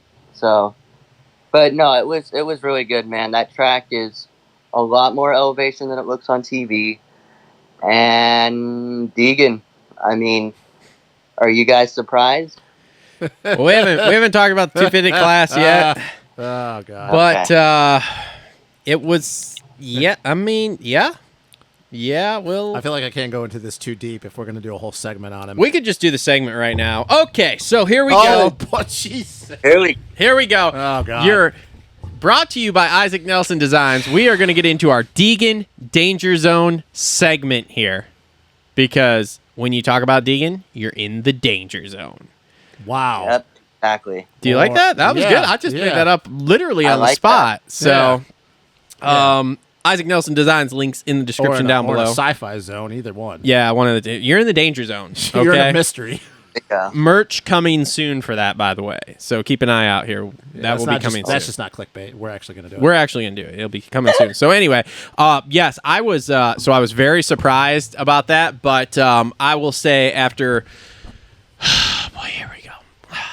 After the Supercross season, Paula, and now this week, I'm kind of jumping on the Deegan train. I'm not a crazy Deegan person, but this kid, he seems like the real deal, both indoors and out here. I mean, he won that moto pretty handily, we'll say. Now, don't get me wrong. I don't think he's, because I gotta temper things here. I gotta get something for clickbait. I don't think he's head and shoulders better than everybody, but he's right there in the mix with everyone, and he can rip out these moto wins without a problem. And dude, he's made comments about wanting to be at least in the championship battle here for this outdoor title, and he's making a push to be there. So I'm going to do something before I go in and be critical. I'm going to do something that anybody who watches this show, Oh boy, here we and go. people who watch the show will be able to see this before I get critical of him. So the haters can hate. Look at that. Look at that. He just did a standing ovation No for way. Deegan. So Unbelievable. I'm impressed. Oh, I'm glad Isaac could hear that. I'm impressed. I'm impressed. That moto was yeah, man, he, after being way off in practice, I don't know, he was like probably 2 seconds off, I think the top 5 or whatever. He was impressive. He was clearly faster than J Coop. J Coop reeled in a couple times, kind of like we talked with Jett. Hayden knew where the gap was. He pulled it back out. He was making some mistakes, and I think that was just a rookie thing, like leading his first ever race, just normal shit that you would get from rookies. And I was impressed. I went back and looked at the lap times. Outside of Hunter, he had the second fastest lap time and second fastest average lap throughout that whole first moto. Yeah, so I will give the kid credit. Second moto comes around, buried, has to work his way through, ran into a Jalik. Start wasn't as good. Ran into a Jalik Swole, Yeah. sighting. Which, by the way, man, Jalik, We'll get to that. Yeah. Let's stay on the Deegan. But with Deegan, so Deegan danger zone all right. here. So I'll give the kid credit, but now Oh, boy, I have here we to go. be. This is Justin, everyone. This is not me. This is Justin. Now I have to be critical, though. So everybody who's been watching the show, we've been getting so much hate from talking about Deegan. What's that? So much. Oh, so much hate. Everybody's like, well, you guys are only clickbait. The only reason we watch this and that. Oh, boy. What's he calling Wow, back? we keep losing him. Quit hanging up on me. No, I think it's your internet, man. Travis is starting to My internet's solid over here. Travis is starting to cry a little bit. Luke, Elon has me. We're solid over here. Okay, Justin, continue your rant here. The one thing that I do not like about, and it's not just motorsports, it's stick and ball. Every sport, when you are a fan of someone or team, now everybody nowadays thinks that if you make a comment about someone, you can't change your comment ever again. If you like someone and then all of a sudden they start to do bad, oh, no, you got to stick with that guy. That's your guy. That is, or if you go the other side like we've been critical of Deegan. We ate crow after Supercross. got second in the points, 3 podiums, 2 heat race wins, led some laps. We said half the year, didn't think he'd get a win, and if he did, it wouldn't surprise us, but we didn't bank on it. He gets a moto win, third moto of the year.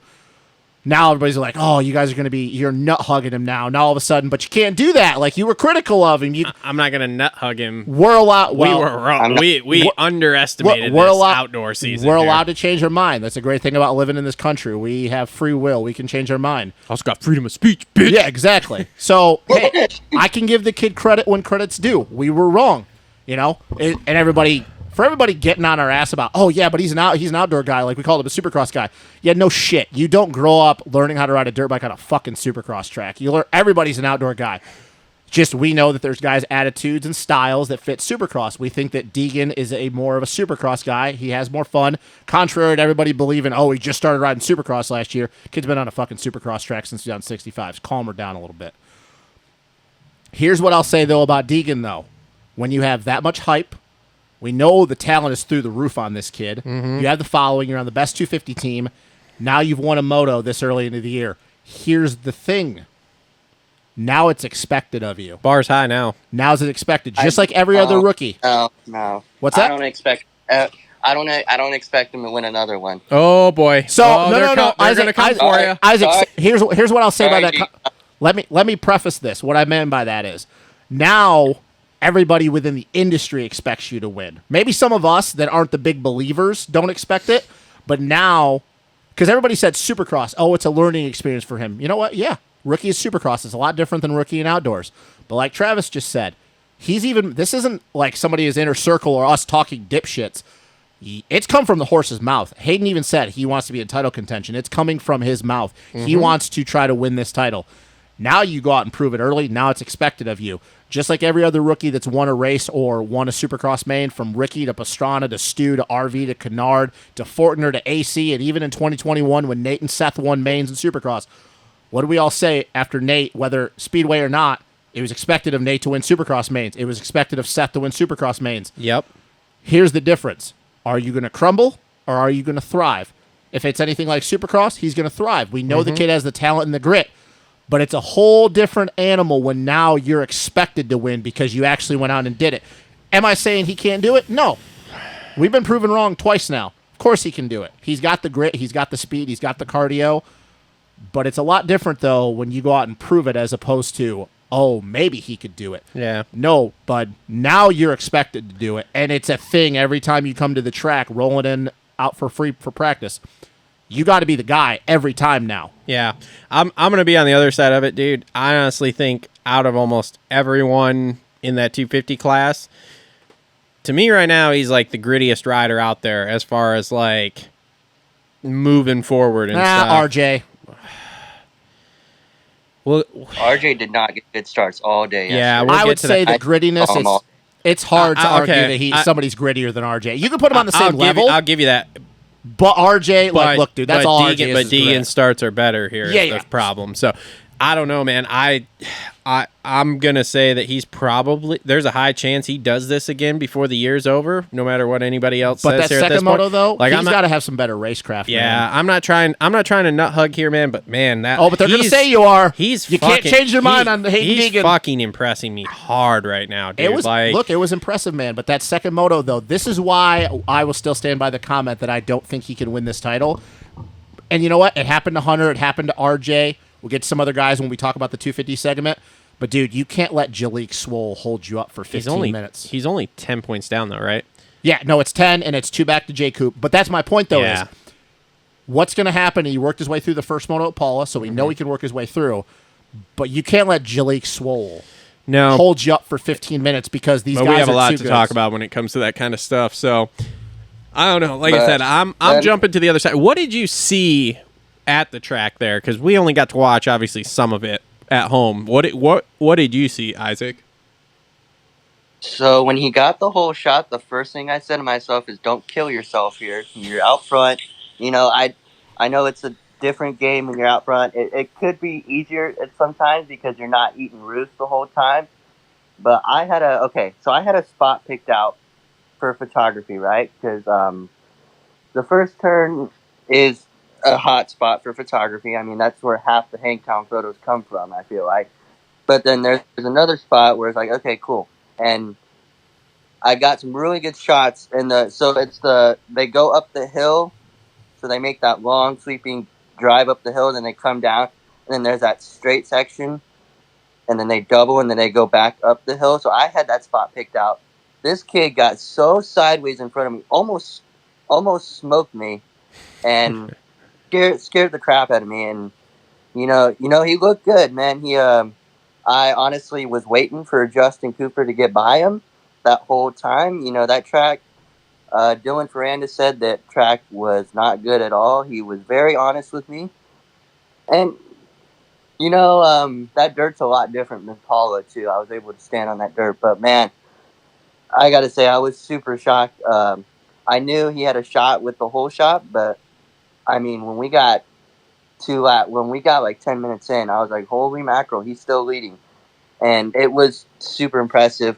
But the one thing I got to say about the championship, I know Hunter is a different guy, and I know he's coming off the Supercross championship, but Hunter Lawrence is known for dropping off late into the series.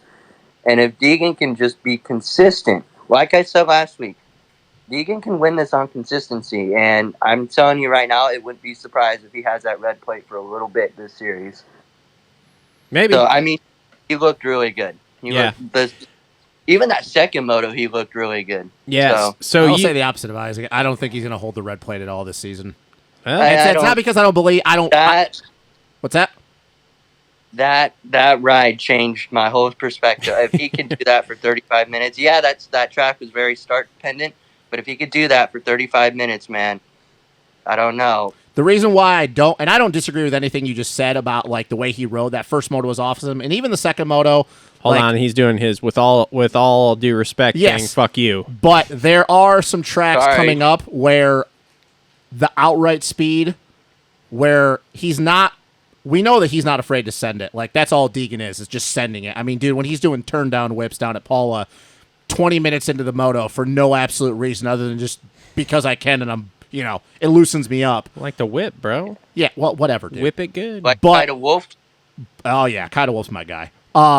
But we're gonna go to some tracks where, like I said, you go to Redbud. He was really good there last year at the Combine. But you go to High Point, you go to Southwick.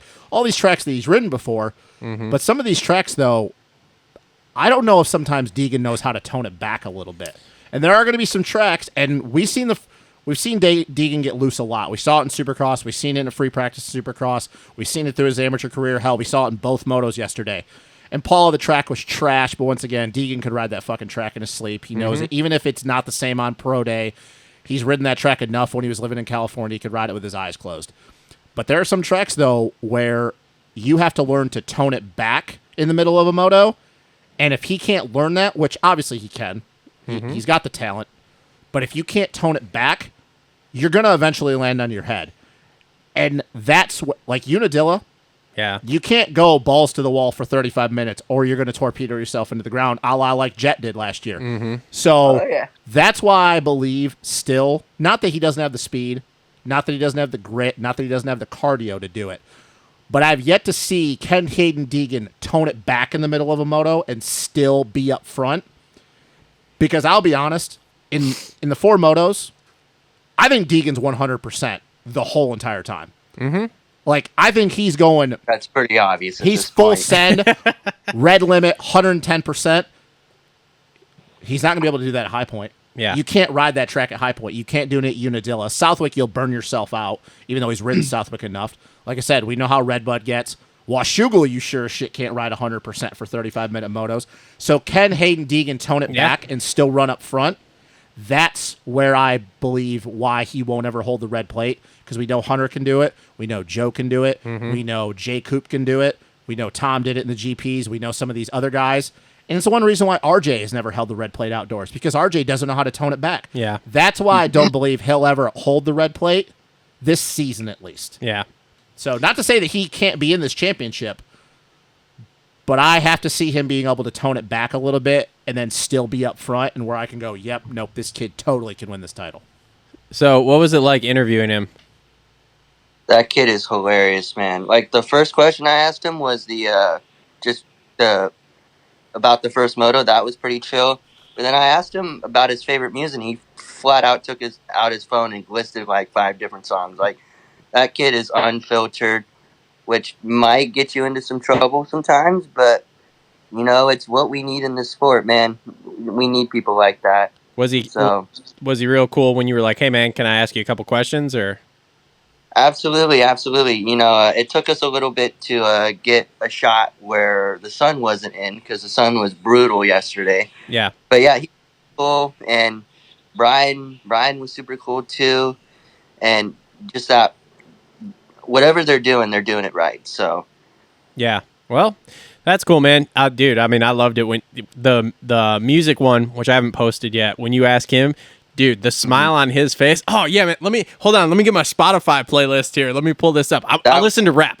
Just so everybody knows, I listen to rap. Hold on, yeah. So I like this and this and this. No way. I was White kid from California that listens to rap. Dude, no way. I was just dying though, because like, so Isaac asked him, you know, what do you think that first moto, and it was typical stuff, you know, and he was kind of lackadaisical about it, you know, like the guys are. But then when Isaac asked him about the song thing, because that's what he's been asking these guys, is their favorite song, then he was like, "Oh, bro." Like, just perked right up. So, like, an AC thing, like when AC gets asked about music? Yeah. He, like, just perked right up. It was pretty funny to actually see. So, yeah, we gotta come up with more interesting questions like that for you, for the future, or us when we talk to guys, because those questions definitely are way better. They get way better responses than what's it called. I like how you've asked Hymus now 2 weeks in a row, too, and he's like, bro, I can't even think. You're putting me on the spot. And I'm just like, oh, boy. I'm going to continue to ask him until he gives me an answer. Yeah, here's the thing, though. He's probably going to come back, and he's going to say something that's just unexpected. He's going to come up with, like, I listen to, like, Taylor Swift or something. I could totally see Hymus listening to Taylor Swift. There was some... I mean, he's from Idaho. Who did you ask yesterday that was talking about Nirvana? It wasn't Brian. There was somebody else. That was Ryder D. Oh, yeah. Ryder D was like Nirvana. Yeah. That was interesting. Brian obviously was like 80s, 90s rock stuff. Yeah. So, yeah, definitely didn't see that coming. Yeah, I definitely didn't see that coming. No way. Yeah. I love the fact when you're interviewing Brian, he's just eating like a bag of Pop Secret popcorn and just like doesn't even stop. He's just doing the interview, just trying to get the popcorn out of the bag and everything. It was hilarious. I mean, honestly, he doesn't have a shit care in the world, dude. He can do anything.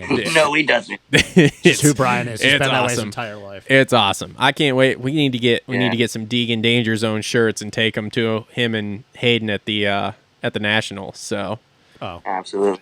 Yo, Jett. Yeah, what's up? Did you happen to see the when I asked Adam about his favorite song like 2 weeks ago or whatever? So, I haven't been on the internet much lately. I did see the video pop up, but no, what did he say? Well, he was super honest. He used my name. Okay. He said, what did he say? He said something like, "I'm gonna hit like." I don't even remember what he said, but it was super cool. Like, he was like, I'm gonna hit you with something a little different, Isaac. And it was like, wasn't it an Ed Sheeran song or something? Some new Ed Sheeran song that, sorry, Adam, listen to this. That song is terrible. I don't like your Ed Sheeran. and then he goes, wait, do you still like Blink? Oh, bro, always like Blink. Dude, if Blink always Blink. You know who would be the perfect person to ask that when he comes back, though? If he did, well, he's going to be at the end of the season, is Faulkner. Faulkner has some actually. Faulkner listens to actually some. I mean, him and AC are kind of the same people when it comes to that. Faulkner listens to some good music. He'd be a guy to ask, because I'd actually be curious to see what kind of music's on his playlist. Yep. So, well, man, anything else you saw this weekend? Any good drama or anything?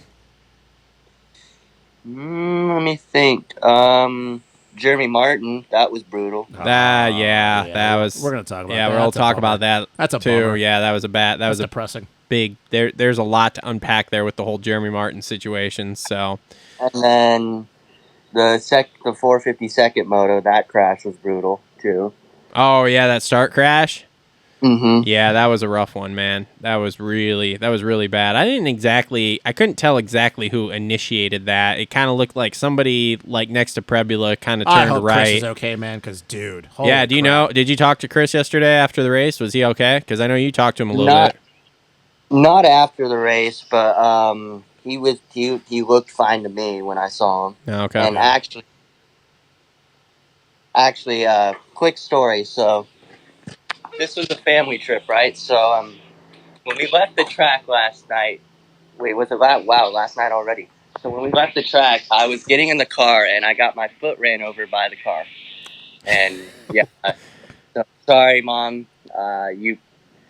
My mom ran my foot over with my car, or not. You know what I mean. So that was interesting. Do you need an attorney? We could sue her. Oh my God! Please don't do that. But no, my foot's very swollen right now. We thought it was broke for a second, but I'm good. Sweet. But yeah, I got my foot ran over by a car finally. I can't say I've ever had that done. So I've had my ankle ran over by a golf cart. it sounds terrible. It sounds terrible. It too. is terrible. It really sucks. All right. Well, thanks, man, for doing what you do for us there at the races, man. Really appreciate it. I know you were texting me like, oh, I don't have that many videos. It's okay. Trust me. We got plenty. From what you've sent me between last week and this week, I believe I'm through the entire month of June almost. So, Nice. so we're good to go, man. We appreciate it. Thanks for calling in tonight and telling us the stories from the track there. Although we got to get you in the gutter a little bit in the drama somewhere with something. Like we got. Why are you trying to pull people into our shit? We got to get him into because the drama stories sell. Okay. So you just want everybody that we're affiliated with to just be hated by? I don't want everyone? him to be hated. I just want him to hear stuff. Hear stuff that's drama related that we can then put out there. It's fine. Nothing from yesterday, man. So, all right, man. Well, have a good week, brother. I'm sure I'll talk to you this week here. All right. Thank you guys for letting me do this these past two. Anytime. Unfortunately, I think that was it for the season for me. But maybe I'll make it to another round later in the year. All right, man. Well, we'll talk to you soon, buddy. All right, later. All right. Issac Gonzalez, everybody. Brought to you by our friends over at Edgewood Farms. For all your CBD needs, links in the description down below. So, he's a super nice kid, dude. Seems like it. Yeah. Everything I've seen from him, yeah. Like I said, he sent me enough stuff to get me through the month here. Get us to Redbud. Nice. So, all right. I guess let's do the 250 race recap here, as long as we've already kind of talked about it. So we'll talk about Deegan if we want to, but we've already kind of covered him. So yeah. Let me see here. Let's get. All right. So 250 race recap brought to you by our friends at Adept Creative Co. Adept Creative Co. All your graphics needs, which I do need to hit them up because I should do the graphics kit for the bike over there. Link in the description down below. Okay. I'm going to make a comment, and all I want you to say is if you agree or disagree. Okay. The entire class, top 15, all are basically the same speed, and the entire class is start dependent, and that's how we're going to have so much parity throughout the entire year. 100%. Totally agree. We're all done. That's it. That's been your 250 race recap. We will see you all next week. Dude, I mean, I'm just watching this yesterday between last week and this week. I'm just like, dude, no one is head and shoulders faster than anyone else. No. And that includes Hunter. No. Which is weird because I really thought Hunter was going to take that step. No, in that first moto when he got into third, I mean, the first 3 laps when he got into third, it was like, oh, okay. He's taking way too long to get going. But then it leveled off, though. Yeah. Then it leveled off, and you're like, oh. I mean, yeah. Let's be really honest. Outside of what RJ did the first moto at Paula, no one has shown me that they can just sprint. Like, granted, Hunter's win yesterday, J. Coop reeled him in, and then it was 10 seconds of the second moto at Paula. We'll get to J. Coop. I have some thoughts. Yes, so do I. But I can attribute that kind of like what I said about Chase and Jett in the 450 class.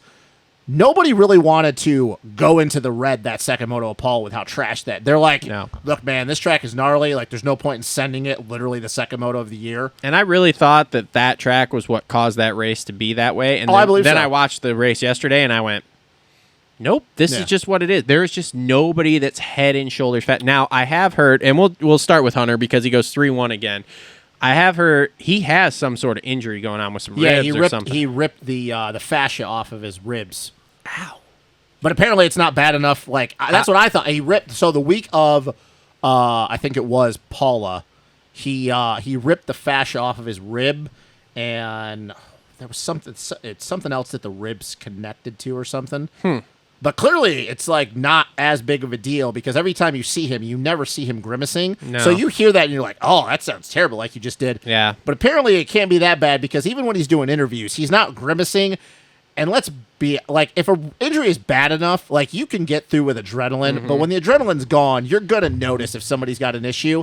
Yeah. And we have not seen it, so it can't be that terrible. bad. It probably sucks, but I it's mean, not this that would definitely terrible. be a question for coach, Yeah. but it can't be that bad if he's in no way, shape, or form does it look obvious. I mean, my thing is though is that like if he doesn't figure out how to start first or second. Which, how crazy it is that he has a 10-point gap on second place already, but we're sitting up here going, yeah, that still doesn't prove shit. No. And he's won the last. He's won both overalls. He's won both overalls and won two motos out of 4 so far. But I sit there and go, but you watch. Yeah, if RJ rips a start again, I totally could see RJ winning. I was gonna say, but you watch. I mean, you watch both those first motos. Okay, he doesn't get a start. He's back in say like 10th or whatever, and he comes through, but. By the then time he stalls out, I was going to say, well, and the thing is by the time he comes through, because everyone is so good and so equal on speed, basically, that by the time he comes through, he's 35 seconds back when he gets into third. I mean, dude, even that first moto, though, he got into third, and it was only like 8-9 seconds, maybe 10. And then he started reeling off and closing in, and he even got it to like 7.5, I think, at one point. Yeah. And you're like, oh, there's definitely, because there was like 10 plus 2, and you're like, oh, he's definitely got enough time if he's going a second faster. And then he stalls out. And for me, people could go, well, he's being like his brother. He's just managing. Hunter knows with how deep this class is, he can't manage the title. Dude, he's not managing Especially getting after third. Deegan goes out and wins that moto. He can't. Well, that's another kid I got to deal with now. Like, I'll give you, he's managing to not wad himself into the Like ground. he But has he's the last not couple years. Yeah, but he's not managing to get third. No. He's putting it in to get third. Because when you can tell when he's managing, because I paid attention to that last week in that first moto, because I was like, okay, cool, like, let's see here. He's got like a 10th place start, let's see. And dude, like by lap 4 or 5, he's only moved up a spot or two, and it's like, ooh.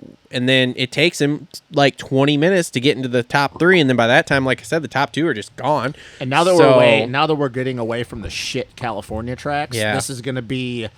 I expect there's a lot of other guys, and we always talk about this. Certain tracks fit certain guys. There's a lot of other tracks coming up that some of these guys that have been having these wonky results are really, really good at. And it's going to continue because guys are going to come back. Like, you're going to get Hammaker back. You're going to get Forkner back. You're going to get McAdoo back. So McAdoo can't win, but McAdoo's he's not riding. Okay. From what I've heard, he's not riding outdoors at all. All right, so Forkner's going to come back. Hammaker's going to come back. Pierce Brown's going to come back. Now, Pierce Brown can't win, but if you get stuck behind him, he can It's still a top 20 dude. Yeah, and then you're also thinking about... there's 21 factory guys right now in the 250 class. Romano is up and down. I don't expect to see Romano back because that knee's fucked, but they keep saying that he might come back at the end of the year. So that's another dude.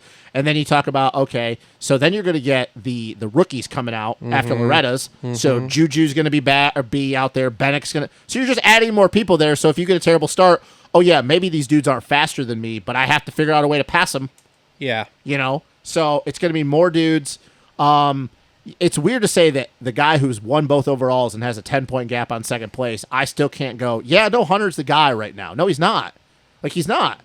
You know? No. The next time there is no clear-cut guy The next time he gets a 10th place start, you can't guarantee he's going to get any better than 5th. Because I don't see a guy that can get outside the top 10 and work their way onto the box anymore. Like, there's no Jett out there. Not in this group. No, there's no Jett out there. There's no J Mart from years ago. There's not a Dylan Ferrandis. There's not an AC from 2019. And maybe when Hunter gets over this injury per se, but I just don't think that injury maybe he's that guy. But I don't think that is either. Because, like I said, there's nothing that he has shown in interviews that you're like, yeah, man, he's grimacing or walking around like hunched over. Like, it sounds really bad, and I don't know anything about tearing the fascia off your ribs and shit. But clearly, it can't be that bad if there's been no proof that he is injured. No. Because if an injury is bad enough, we've all been there, you can visibly see it. He's been on the podium every time now, and like I don't look at him and go, yeah, man, he's definitely injured. No, he's walking fine. Yeah. So, no, this title is by no means... It's totally up for grabs as far as I'm concerned. Oh, yeah. Totally agree. So Justin Cooper goes 2-2 for second, so much better than last week. I'm just going to say this. This is a complete failure. How? Okay. So complete failure. Oh, yeah, I agree. So and I will also say this. I think he has, and this is going to be real rough here, I think he's torpedoed his career by not riding 450 Supercross the rest of the season, because the whole idea behind this whole thing was, okay, I'm only going to ride a few rounds and I'm going to win 250 outdoor title. And they openly stated, like, dude, he's done like 50 motos. He's ready. And then to be in third in points behind a rookie kid on your team. And, like, last week, like, you were not really in the picture. No. Not at all. No. And this week you were more in the picture, but you couldn't reel down this rookie and, like, pass him. And then you couldn't reel down Hunter and pass him. Bro, this is bad. So, you could have had a great year and really boosted your stock had you rode the rest of the, because let's face it, 450 Supercross, we all were like, dude, he's good. top The 8. last time he rode, he got up, he was this in the is top really 10, good. he was like 6th. And by the end of the year there, where everybody's hurt, if he stays healthy, like, dude, he's really got like good stock of like, yeah, I can run top 5 in 450 Supercross. Now it's like, okay, you ran a few rounds, you were pretty good, but then you sat out, and now you're back to 250 outdoors because you're gonna win this title, which we all thought was like sketchy to start with. Yeah. And now it's just like, holy shit, this whole mission failed. So maybe he still wins it, but I just don't see it, man. Agree or disagree? I feel like Jay Coop, and I'll explain what I mean by this, but I want to hear your take. Agree or disagree? He's almost playing it safe. He almost looks like he's afraid. Oh, I agree. Yeah. So what do we always talk about with Jay Coop? Start dependent, start dependent, start dependent, start dependent. Even so much so that they've done a stat now. I thought about you last week with his starts there, that first moto, and I was like, okay, let's just see where he goes, because he was right there with Hunter, like 8, 9, 10 range. Let's just see what he does. And then nothing happened like halfway through that moto, and I went, holy shit, he still can't do it. Start dependent, we've always said it. But what is the thing we've also always known about Jay Coop? Can go 2 seconds faster than anybody in practice when he wants to, which this is 2 weeks in a row now. He's actually almost had the fastest lap of anybody. Mm-hmm. And if he gets a start, he can check out. Yeah. Done it. Seen But it he enough. got to start that first moto and couldn't do anything with it. That whole time, and Stu kept referring to this. Oh, Jay Coop's there. He's marking him. It stayed within between 2.5, 4 seconds, but only because Hayden made a mistake. Mm-hmm. It almost seems like Jay Coop now, because he's lost two titles. Maybe you can even go 2020. He was in there for a little bit, but he wasn't going to beat Dylan. He almost is playing it too conservative, because it almost looks like he's just going out there and going, yep, man, I know I can run this pace for the whole entire moto. I know I got the cardio to go at it. I know I got the outsprite speed if I want to drop it at any moment, but it's bit me. And it's almost like this speed, what he's riding at, if it's good enough to go around the dude, it's going to go around it. If it's not good enough, but they're going to make a mistake or they're going to gas out, it's going to win me the moto. And if it's not, then it's not. That whole first moto, and even the second moto, like when he closed up on Hunter, when he reeled it back in, I'm like, oh, nope, this is the Jay Coop we always see. He's seeing Hunter.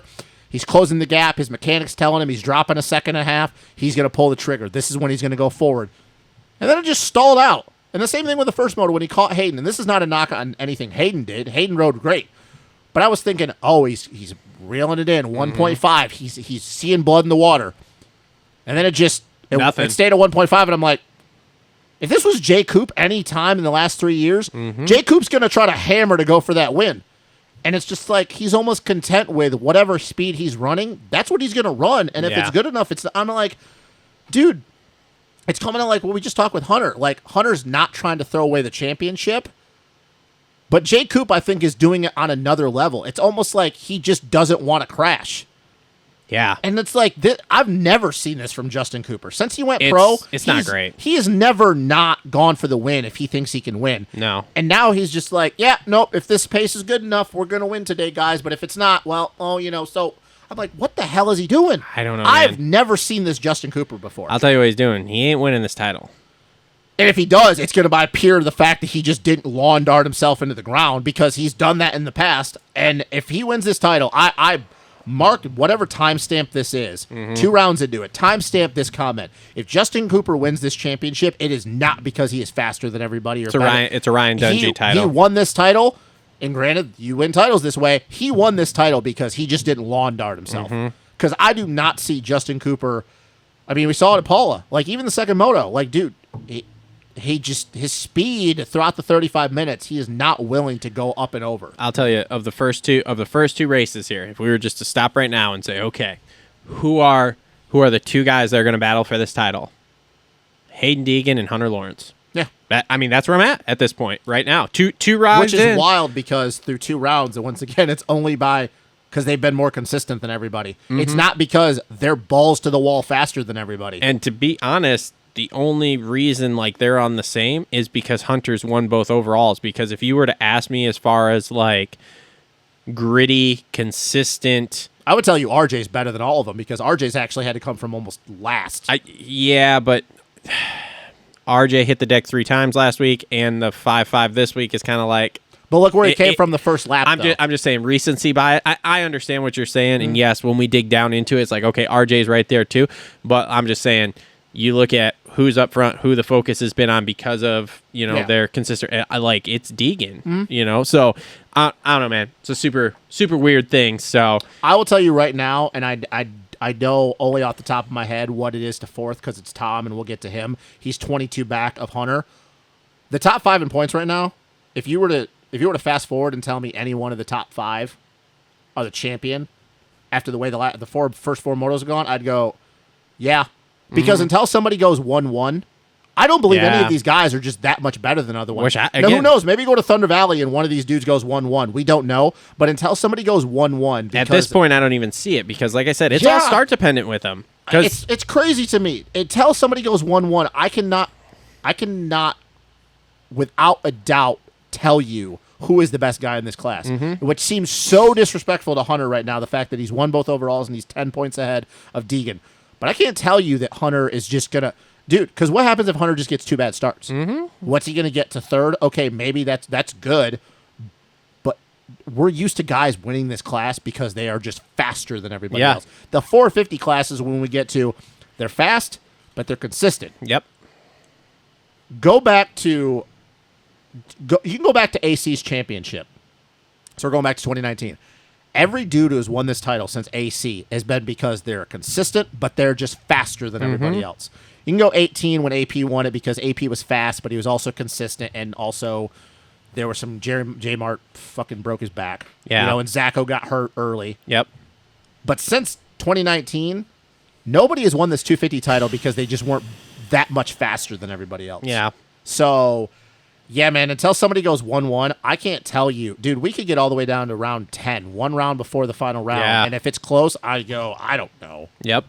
Okay, so Hayden Deegan goes 1-4 for third. Impressive ride. Very impressive. If you've made it this far, you haven't been listening to the whole show, you just are skipping between the whatevers. Yeah. We deep dove into Deegan's, we call it now the Deegan Danger Zone because we're feeling dangerous. Let's be honest, guys. Even when you guys say Isaac. clickbait. Yeah, you guys say clickbait. Look, we're just giving you what you want. We're talking about Deegan. We're giving him a little bit of credit. We're kind of going the other way with it. Like, we're just giving you what you want because we know that you're going to watch us. Yeah. So anyway, so for all you Deegan people out there, like, I'll cut that section, don't worry. But for anyone who's listened to the show outside of that or whatever here and gets to this point and didn't hear the other part, go back to Isaac's interview because Isaac wanted to talk about Deegan. Obviously, we haven't filmed this part yet. So anyway, so we talked about our Deegan Danger Zone in Isaac's interview there. So check that out. But overall status of it is we're wildly impressed, and we both think he's a title contender at this point. Yep. So, but I still don't think he's going to win the title. Justin had some thoughts. Yeah, I gave the kid credit. I literally gave him a standing ovation. Hey, but once again, got to be realistic. Yeah, got to be realistic. And go watch that segment. I went into why I don't believe he's going to win this title. But yeah, totally he's in it. But just I said it. The second moto. You just can't be sitting behind Jalik Swole for 15 minutes. I didn't have that on my bingo card with him. Yeah, winning the moto already? Yeah. No, I didn't have any of this on my bingo card with him. And here's the thing, too. Now we're going to go to Thunder Valley. We talked about this. We don't know if he's been there. I assume at some point he's probably been there, but maybe not. Be curious to see how he deals with elevation in the heat and at 35 minutes. Yeah. And I looked at the radar for this week because it's just something I like to do. Could rain? It's supposed to rain every day this week there. Oh, boy, that's exciting. Yeah, and a mutter at Thunder Valley, for any of you folks that if you've been there, you know what I'm talking about. It's not going to be great. That's exciting. A mutter at Thunder Valley is... That's going to be shitty. Yeah. But hey, you know what? That 250 class is going to be wild either way, though. Because you know what? Hayden's going to send it. Yep. All right, so Tom Vial goes 7-3. 2 weekends in a row right now, right? That he's for 7-3, fourth. Which that's real weird. So they talked about this a lot on the broadcast.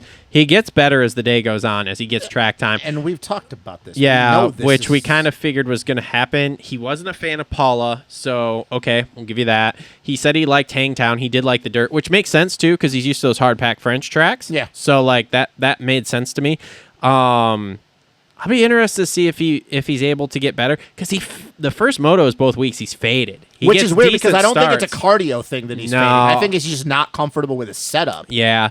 So I'll be interested to see if this gets better. If it does get better as the year goes on here, he's 22 I think back, but I was going to say just talked about I this. think you can throw his name in the title hunt he's there, fourth in points. unless somebody really starts to step away here. But if we keep this parity, you give him a few more rounds here, and they really start to figure out that bike, and he figures out obviously the day program. And he was better in practice. Think he can be in there. Yeah, he was better in practice this time around. His fast lap was a lot closer than it was at Paula.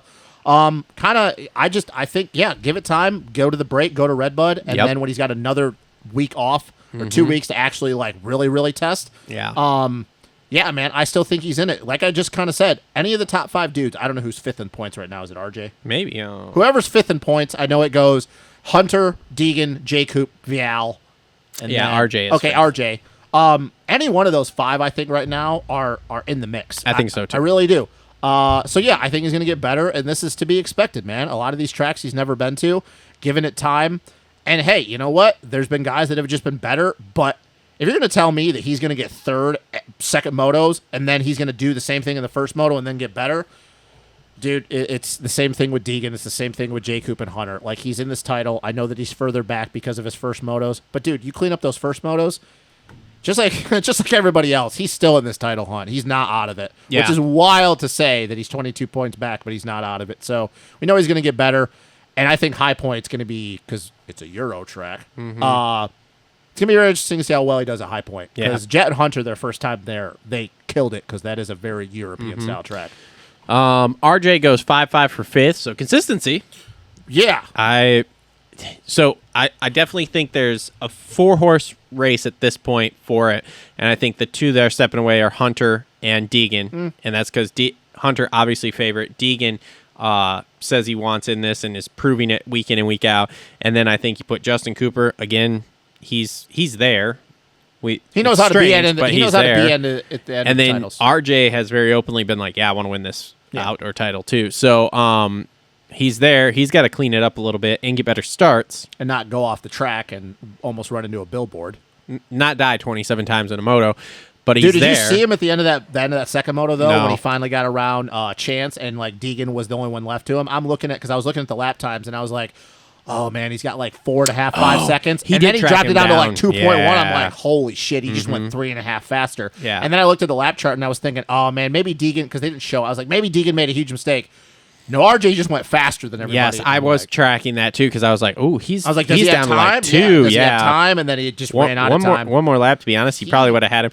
He probably and would that's have not a knock on Deegan. Like, RJ was just going faster than everybody Probably else. would have pulled the same move like he did on Jett. He would have came in like a wrecking ball. Oh, my God. And if then, he did man, that to the internet Deegan, would have exploded. because it would have been right before the finish. I would say between a win and taking him out. Oh man, that would have been an internet day. No, RJ, you kind of said it. Everybody else said it. He's not going to cheat you for effort.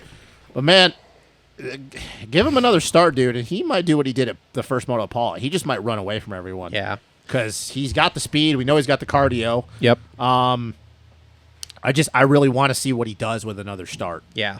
Yeah. I think he can win it. I really think he can. We haven't seen the last of RJ Hampshire this year. Here's the thing I'll say about right now through 3. Mm-hmm.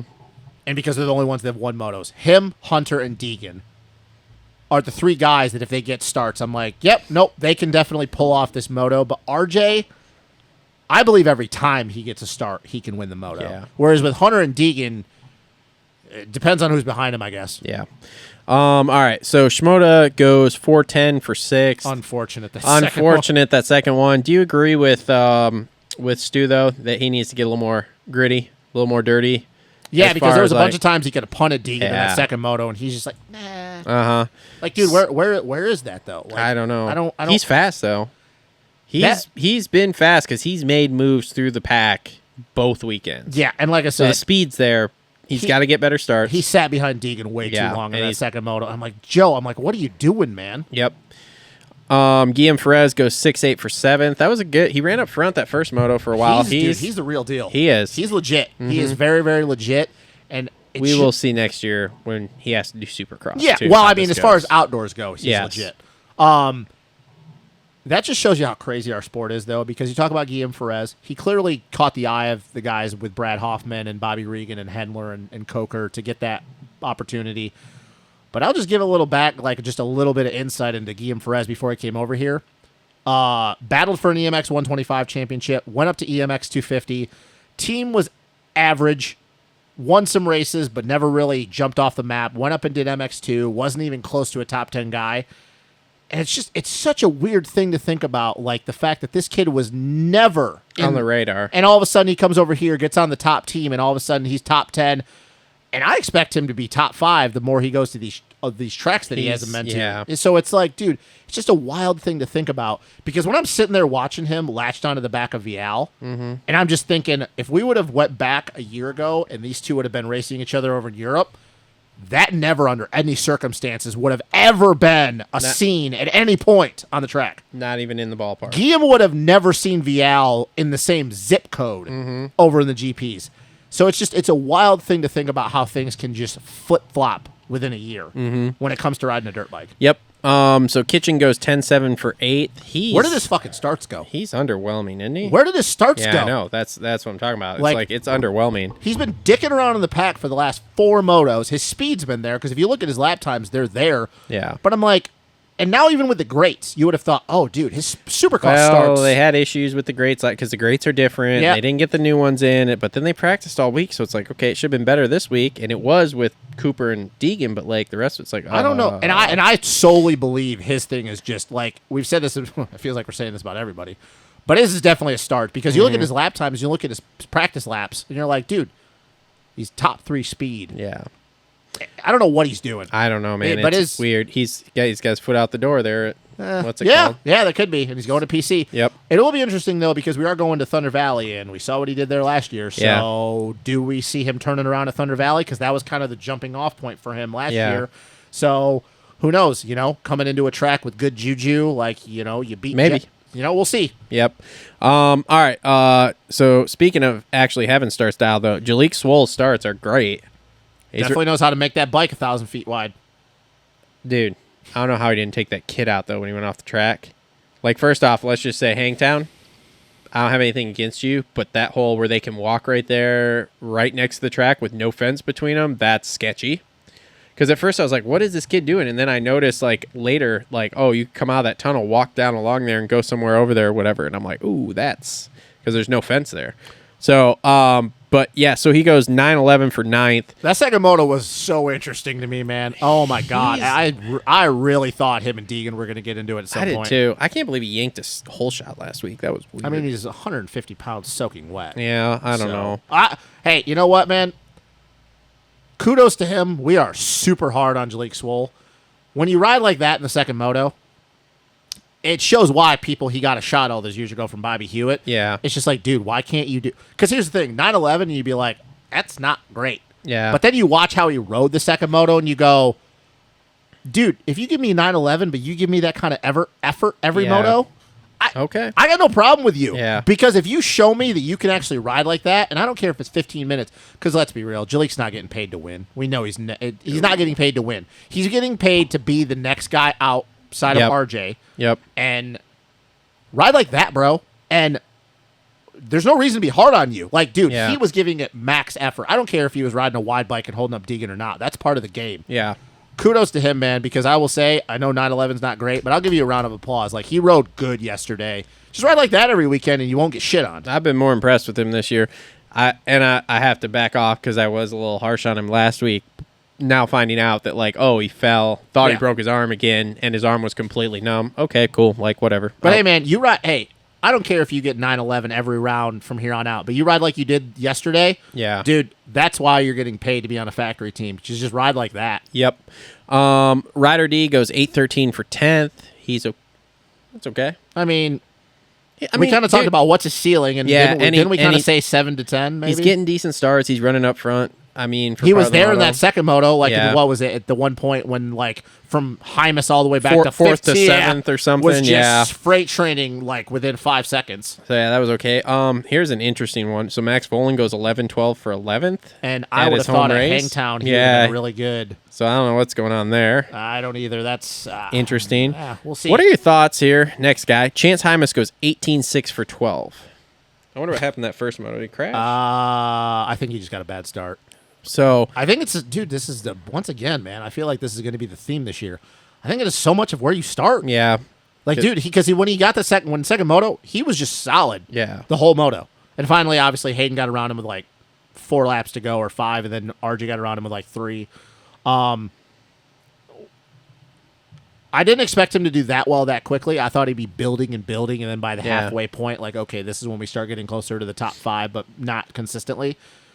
I mean, Chance is just one of those guys that, like, he's not going to wow you with anything. He's just there. He's just solid. Like, you know, Weimer trained him. He rides a lot of Kennard when he rides. I know he works with Kennard. Obviously, Kennard's relationship with Honda. I think this is just kind of who Hymas could be his entire career. Yeah. I don't know if he's ever going to be battling for wins and titles. I don't know. I mean, if he gets 2 starts, he can run up there, I guess, because he did it. He obviously did the second moto yesterday. The hot moto, the track's worse, and he gets a 6. So I don't know, man. It's interesting because it's like you said, the whole thing, and I've said too, the whole thing's just start dependent. So Yeah. it's really weird. Carson Mumford goes 15-9 for 13, and this is what I'm talking. This is what we're talking about with the start. First moto obviously didn't get a start, gets 15th. Second moto must have got some sort of start, is 9th. So And he's on that team to round out the year, right? Because now I with believe everybody he's being on the out- team the whole outdoor season. It was way up in the air, but last thing I heard was the entire outdoor season. Because they're so. saying Fortner for the last 3 rounds, and Okay. Seth is looking to come back. He's going to try for High Point because that's his home race, but they're saying more than likely it's Redbud. So All right. Jordan Smith 12-17 for 14. crashed again. He was part of that fucking Yeah. dude. There are so many guys that you look at them and you look at their second motos and you're like, man, these guys could be better, but it's just He's a guy too that's like he yanks a start. He probably can win a moto. oh for sure. But it's like If you give him the can't get confidence, starts. if you give him the confidence of what it's like to be out front in a moto outdoors, because it's been forever. I think you'd have to go back to his Geico days since he last led a moto outdoors. 2018. Yeah, you definitely could be like, holy shit. But he's just got to get a start, man. And now that all these bikes are so competitive, it's going to be tough. Yep. Dylan Schwartz 19-14 for 15. Better than he did at Paula. Yeah. Jeremy Martin 13 All right. DNS. Broken arm. How does he have an arm? First off, how is he sitting on the mule and the arm wasn't just like Because he's a fucking psychopath. dude, you watch that replay and I'm like, oh god, it just broke his So- arm in half. And I'll tell you what, it was bad because did you see that Alpine Stars guy in the replay? He was moving. It was bad. So that's it, right? That's done. That's a career. It J-Mart's has out. to be. He's dude. done. He's not like coming just back. He's just call it, man. Because I don't know if you've probably heard and seen all the shit that I've had, but right now he was very unhappy with how things were going. Like he even made the comment, we had to come to Jesus. But apparently there was some comments that he made after Paula, and he goes, He wasn't This is pumped. bullshit. Yeah. Like he was not happy. He's not happy with himself. He wasn't happy with himself. He wasn't happy with the bike. Mm-hmm. He wasn't pointing fingers at everybody. He was taking the blame, but he was not happy. Yeah, And it was a lot of the titles gone already. If that arm is as bad as it looked, which it's pretty obvious to me that it was. Look, that arm looked like it went like this. Well, dude, and when that thing when it got hit and then it flattened out, I'm like, yeah, when I saw it start to bend the wrong, I was like, oh my god, I can't watch this. oh, that it's just Like I said, I don't know how it wasn't hanging when he was sitting on that mule. he's there. done. Yeah. I think that's a career for him. I think he's going to call it. It will not shock me if he's retired. My thing is like, dude, yeah, you're 30-something years old. You've won 2 he's titles. He's 30 this year. Like, dude, like you just gotta call it, and it man. sucks Before so- while you still can call it and continue doing. Go be like your stuff. brother. Go be like your brother, Yeah. man. Go be like your brother. Like it So- seriously sucks to think that Jeremy Martin's career is going to end with a broken arm at the second round of the Nationals. Yep. Michael Mosman goes 14 DNS for 17. He's hurt, but what's the story on him? Has anybody got any update about what he did? Well, that's idea. it too. Nothing. See you, Michael Mosman. That's it. Yeah, I don't see him. After all the talks we've had about with him going on, and now Yeah. he's done. Because I haven't heard anything. And He's done. No He one's was talking about He was hearing grimacing when he was walking off.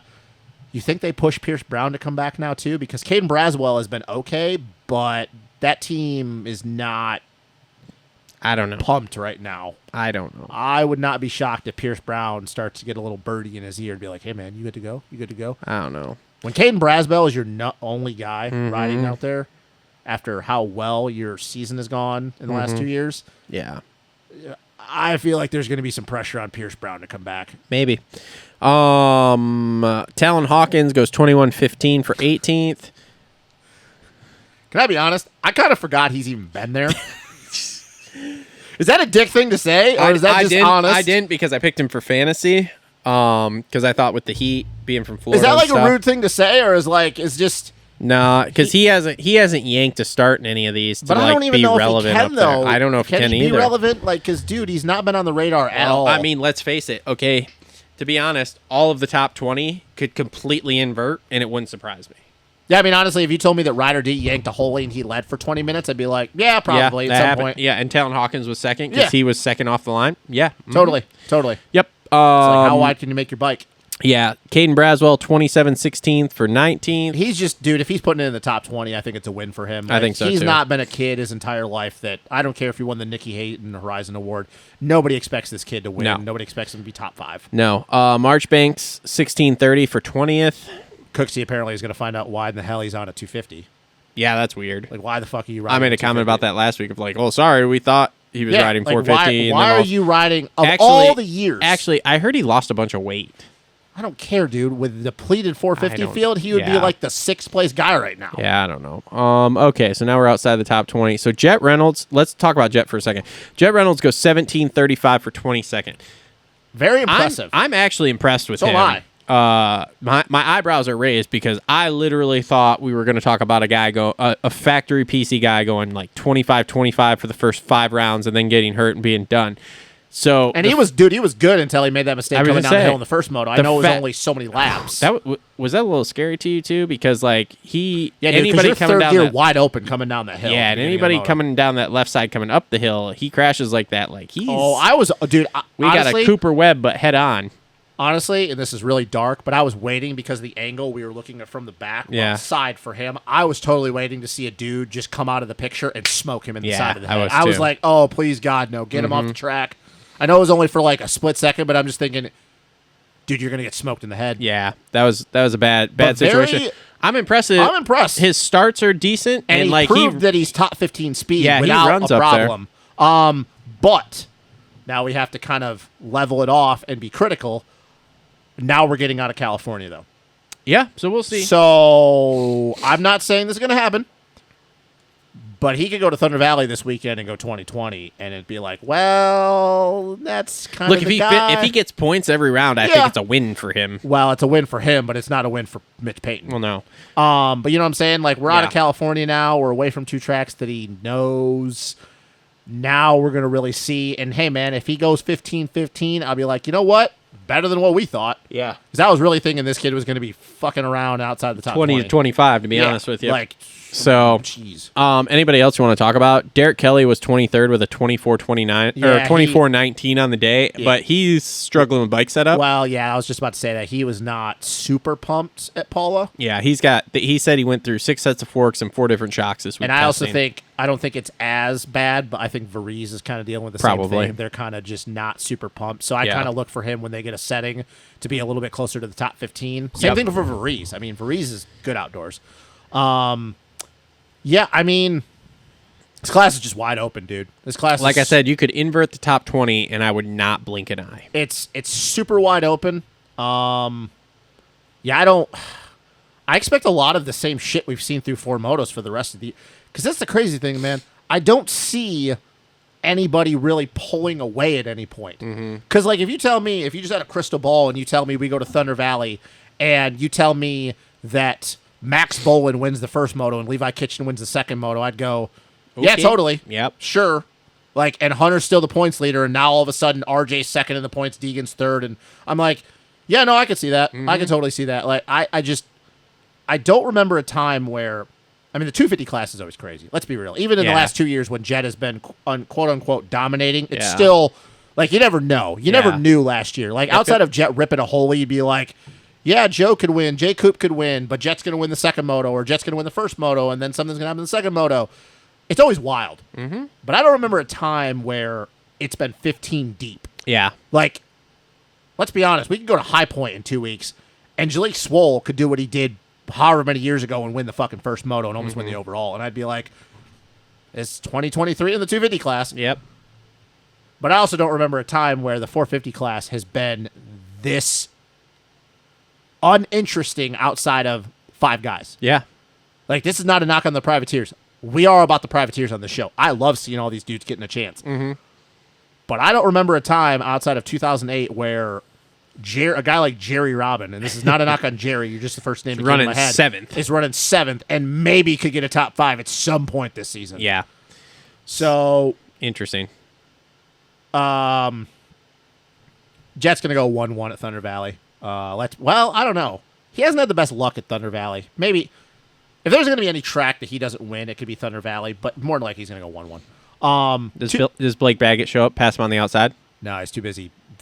Too busy doing Stasic raises with the kid. Blake Baggett, kind of miss talking about you, man. El Chupacabra, 250 class. I know that picking a prediction is going to make us look stupid. I don't even want to speculate because I don't even have a clue. Deegan won a fucking moto. Then I'll speculate for you. I think Joe turns it around and wins the first moto. Okay. And then the second moto, fucking, I don't know. Okay, great. Good content. The only thing I can guarantee is we're going to be talking about Hayden Deegan in the same spot next week for something. All right, so your 250 race recap brought to you by Adept Creative Co. All your graphics needs, links in the description down below. Okay, a few things to wrap up here. Let's do a TLR tinfoil hat segment here. Oh, boy. Did you see the whole video of Daxton Bennett signing his star contract? No. So that video was interesting. Somebody sent it to me, like somebody random. And was like... It's like old VHS footage where somebody's... No. It was the actual video. Like, Bennett had it posted on a story or something. Okay. But it was the actual video. And it was like... The way Bobby Regan talked was...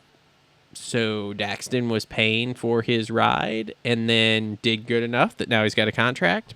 And that's what the kid said. He's like, was Daxton paying for his ride? I'm like, it's been speculated that he was on a tryout contract. Yeah. Now, we all thought he got that because of his old Deegan connection. But who really knows...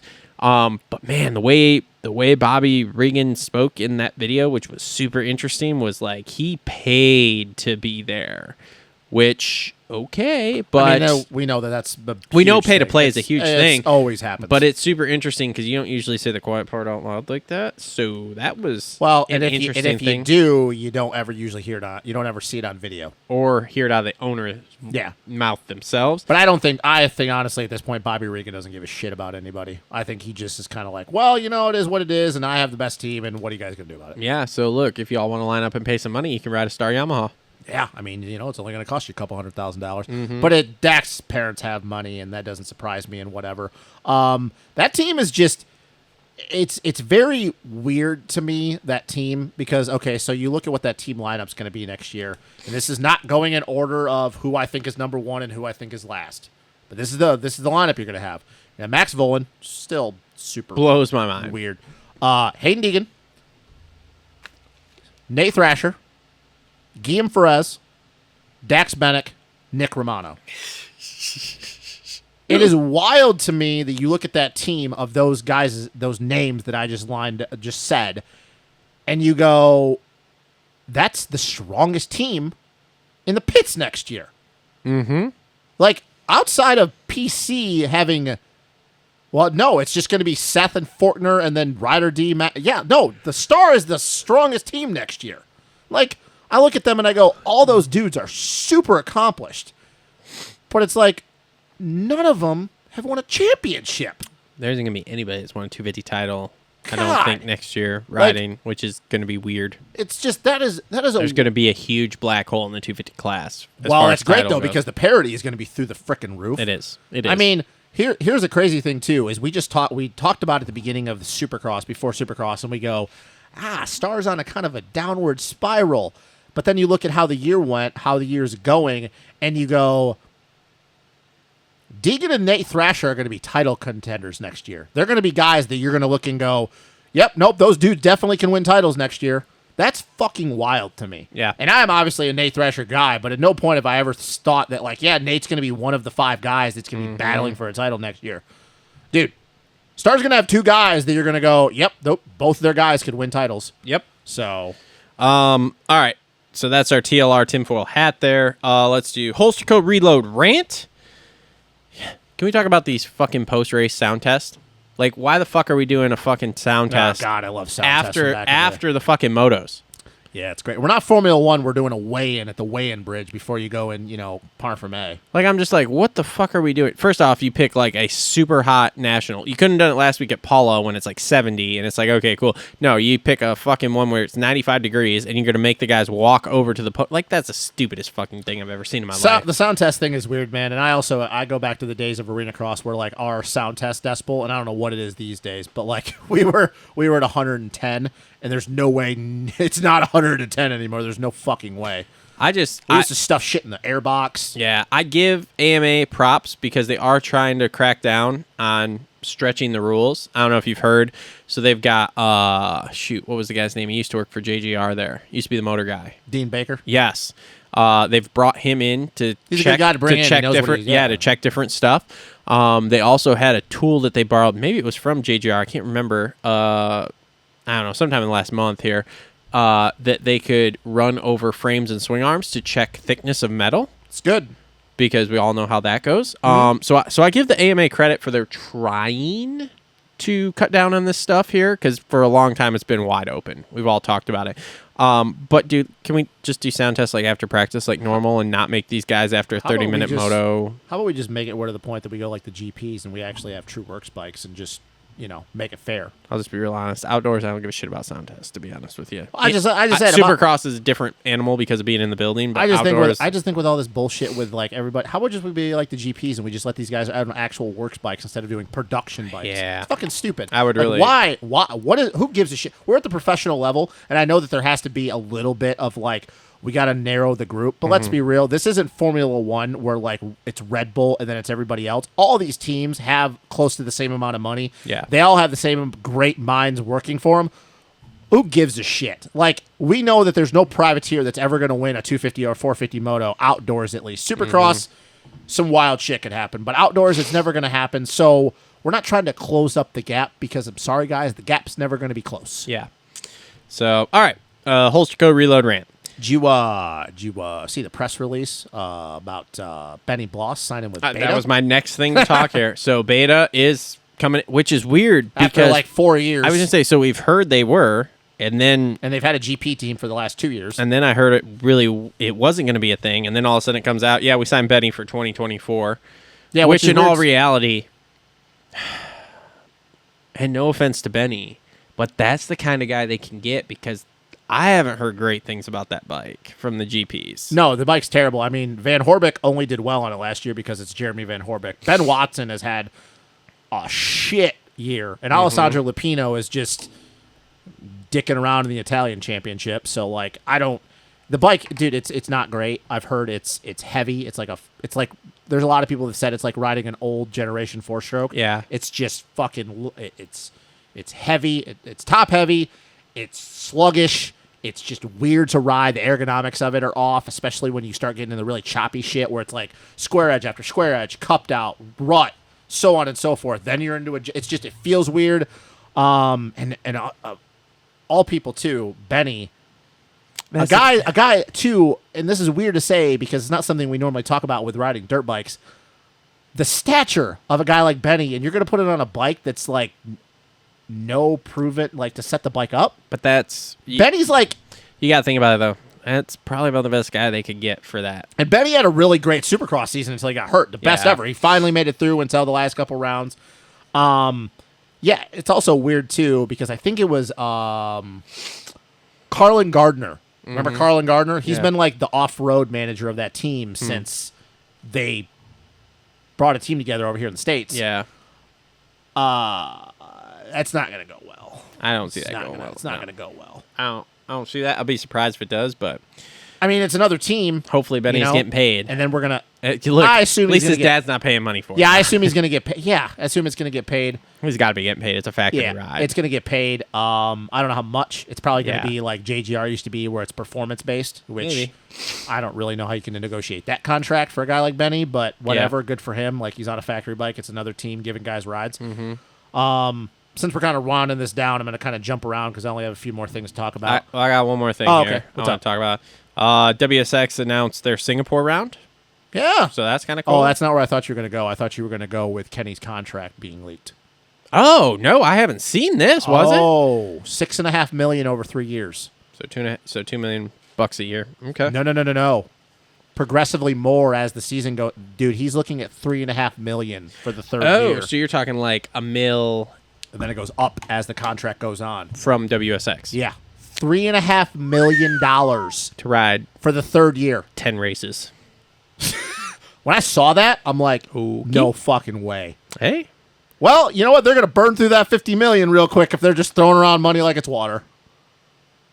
I mean, they need it, though. They need a guy. They do.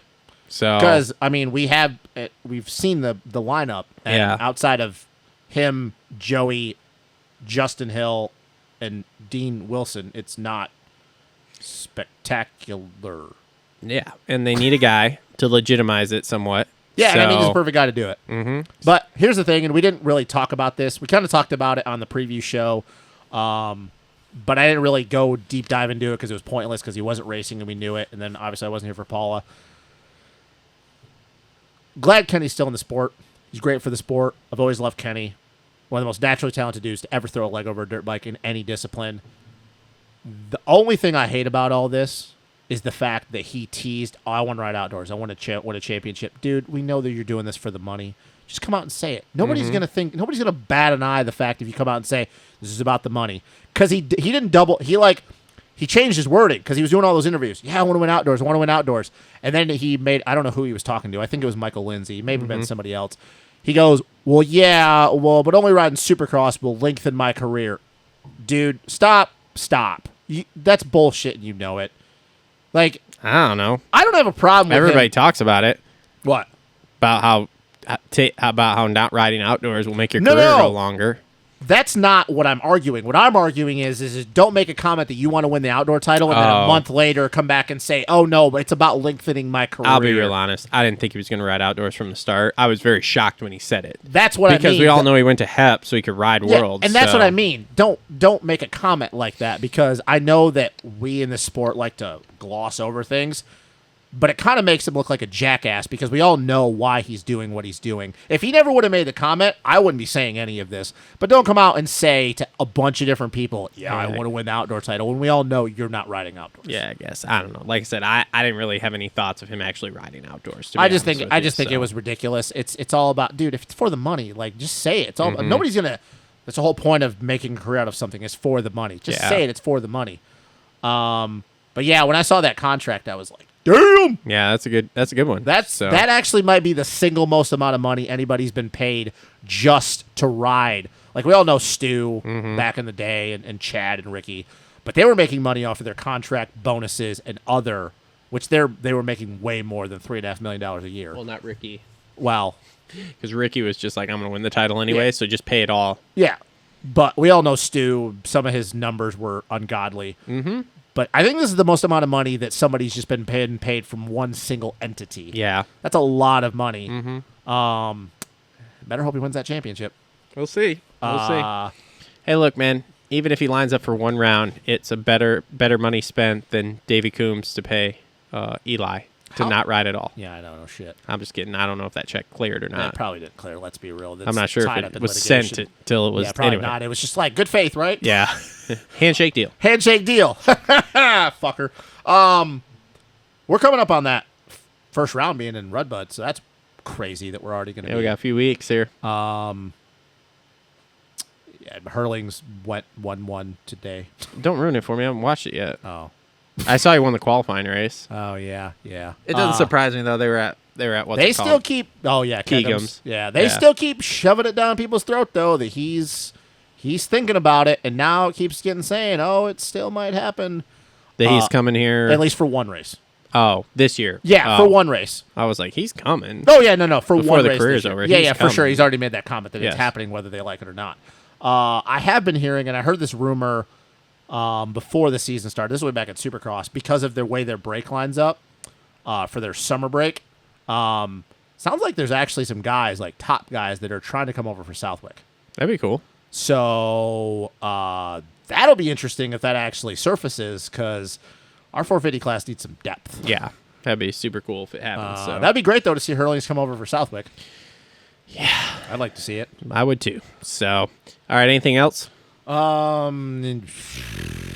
No, it's, I mean, I go into these races every weekend, and like the 250 class is like, well, all right, who's going to win today? And then you Yeah. go into the 450 class, now the chase is out, and you're like, all right, who's going to get second Do today? I really want to watch AP, Cooper, and Dylan ride for 35 minutes? Thunder Valley, no, like I said, now that we're away from the Yeah. shit California tracks, there's going to be some more battling going on. I mean, dude, look, it was a battle. I mean, they were freight training the whole time. It's just that there was not a lot of place to pass. Yeah. So, all right. Well, this has been episode 240. Thanks, everybody, for tuning in. Again, make sure to comment down below. Especially those Deegans. Yeah. Those Deegan commenters. There's new T-shirts in the description down below there for our Kawasaki-inspired outdoor series shirts in both black and white. So you can check those out. We'll be getting those soon. I got to order them, but we'll be getting them. Look out for the Deegan Danger Zone merch coming soon. And thanks everybody for tuning in. Thanks to our sponsors: Complete Racing Solutions, TLR Coatings, Holster Co, Gutter Worx, Adept Creative Co, Isaac Nelson Designs, and Edgewood Farms. We'll be back next week to wrap up Thunder Valley. You're gonna be here? Oh, yeah. Okay. We'll be back to wrap up Thunder Valley. I guess we're gonna call Kevin, get the breaking news that's happening with him this week. Talk about Hayden Deegan some more. Talk about Hayden Deegan some more. Like I said, I know you guys love it. And talk about the race. So thanks everybody for tuning in. See you next week.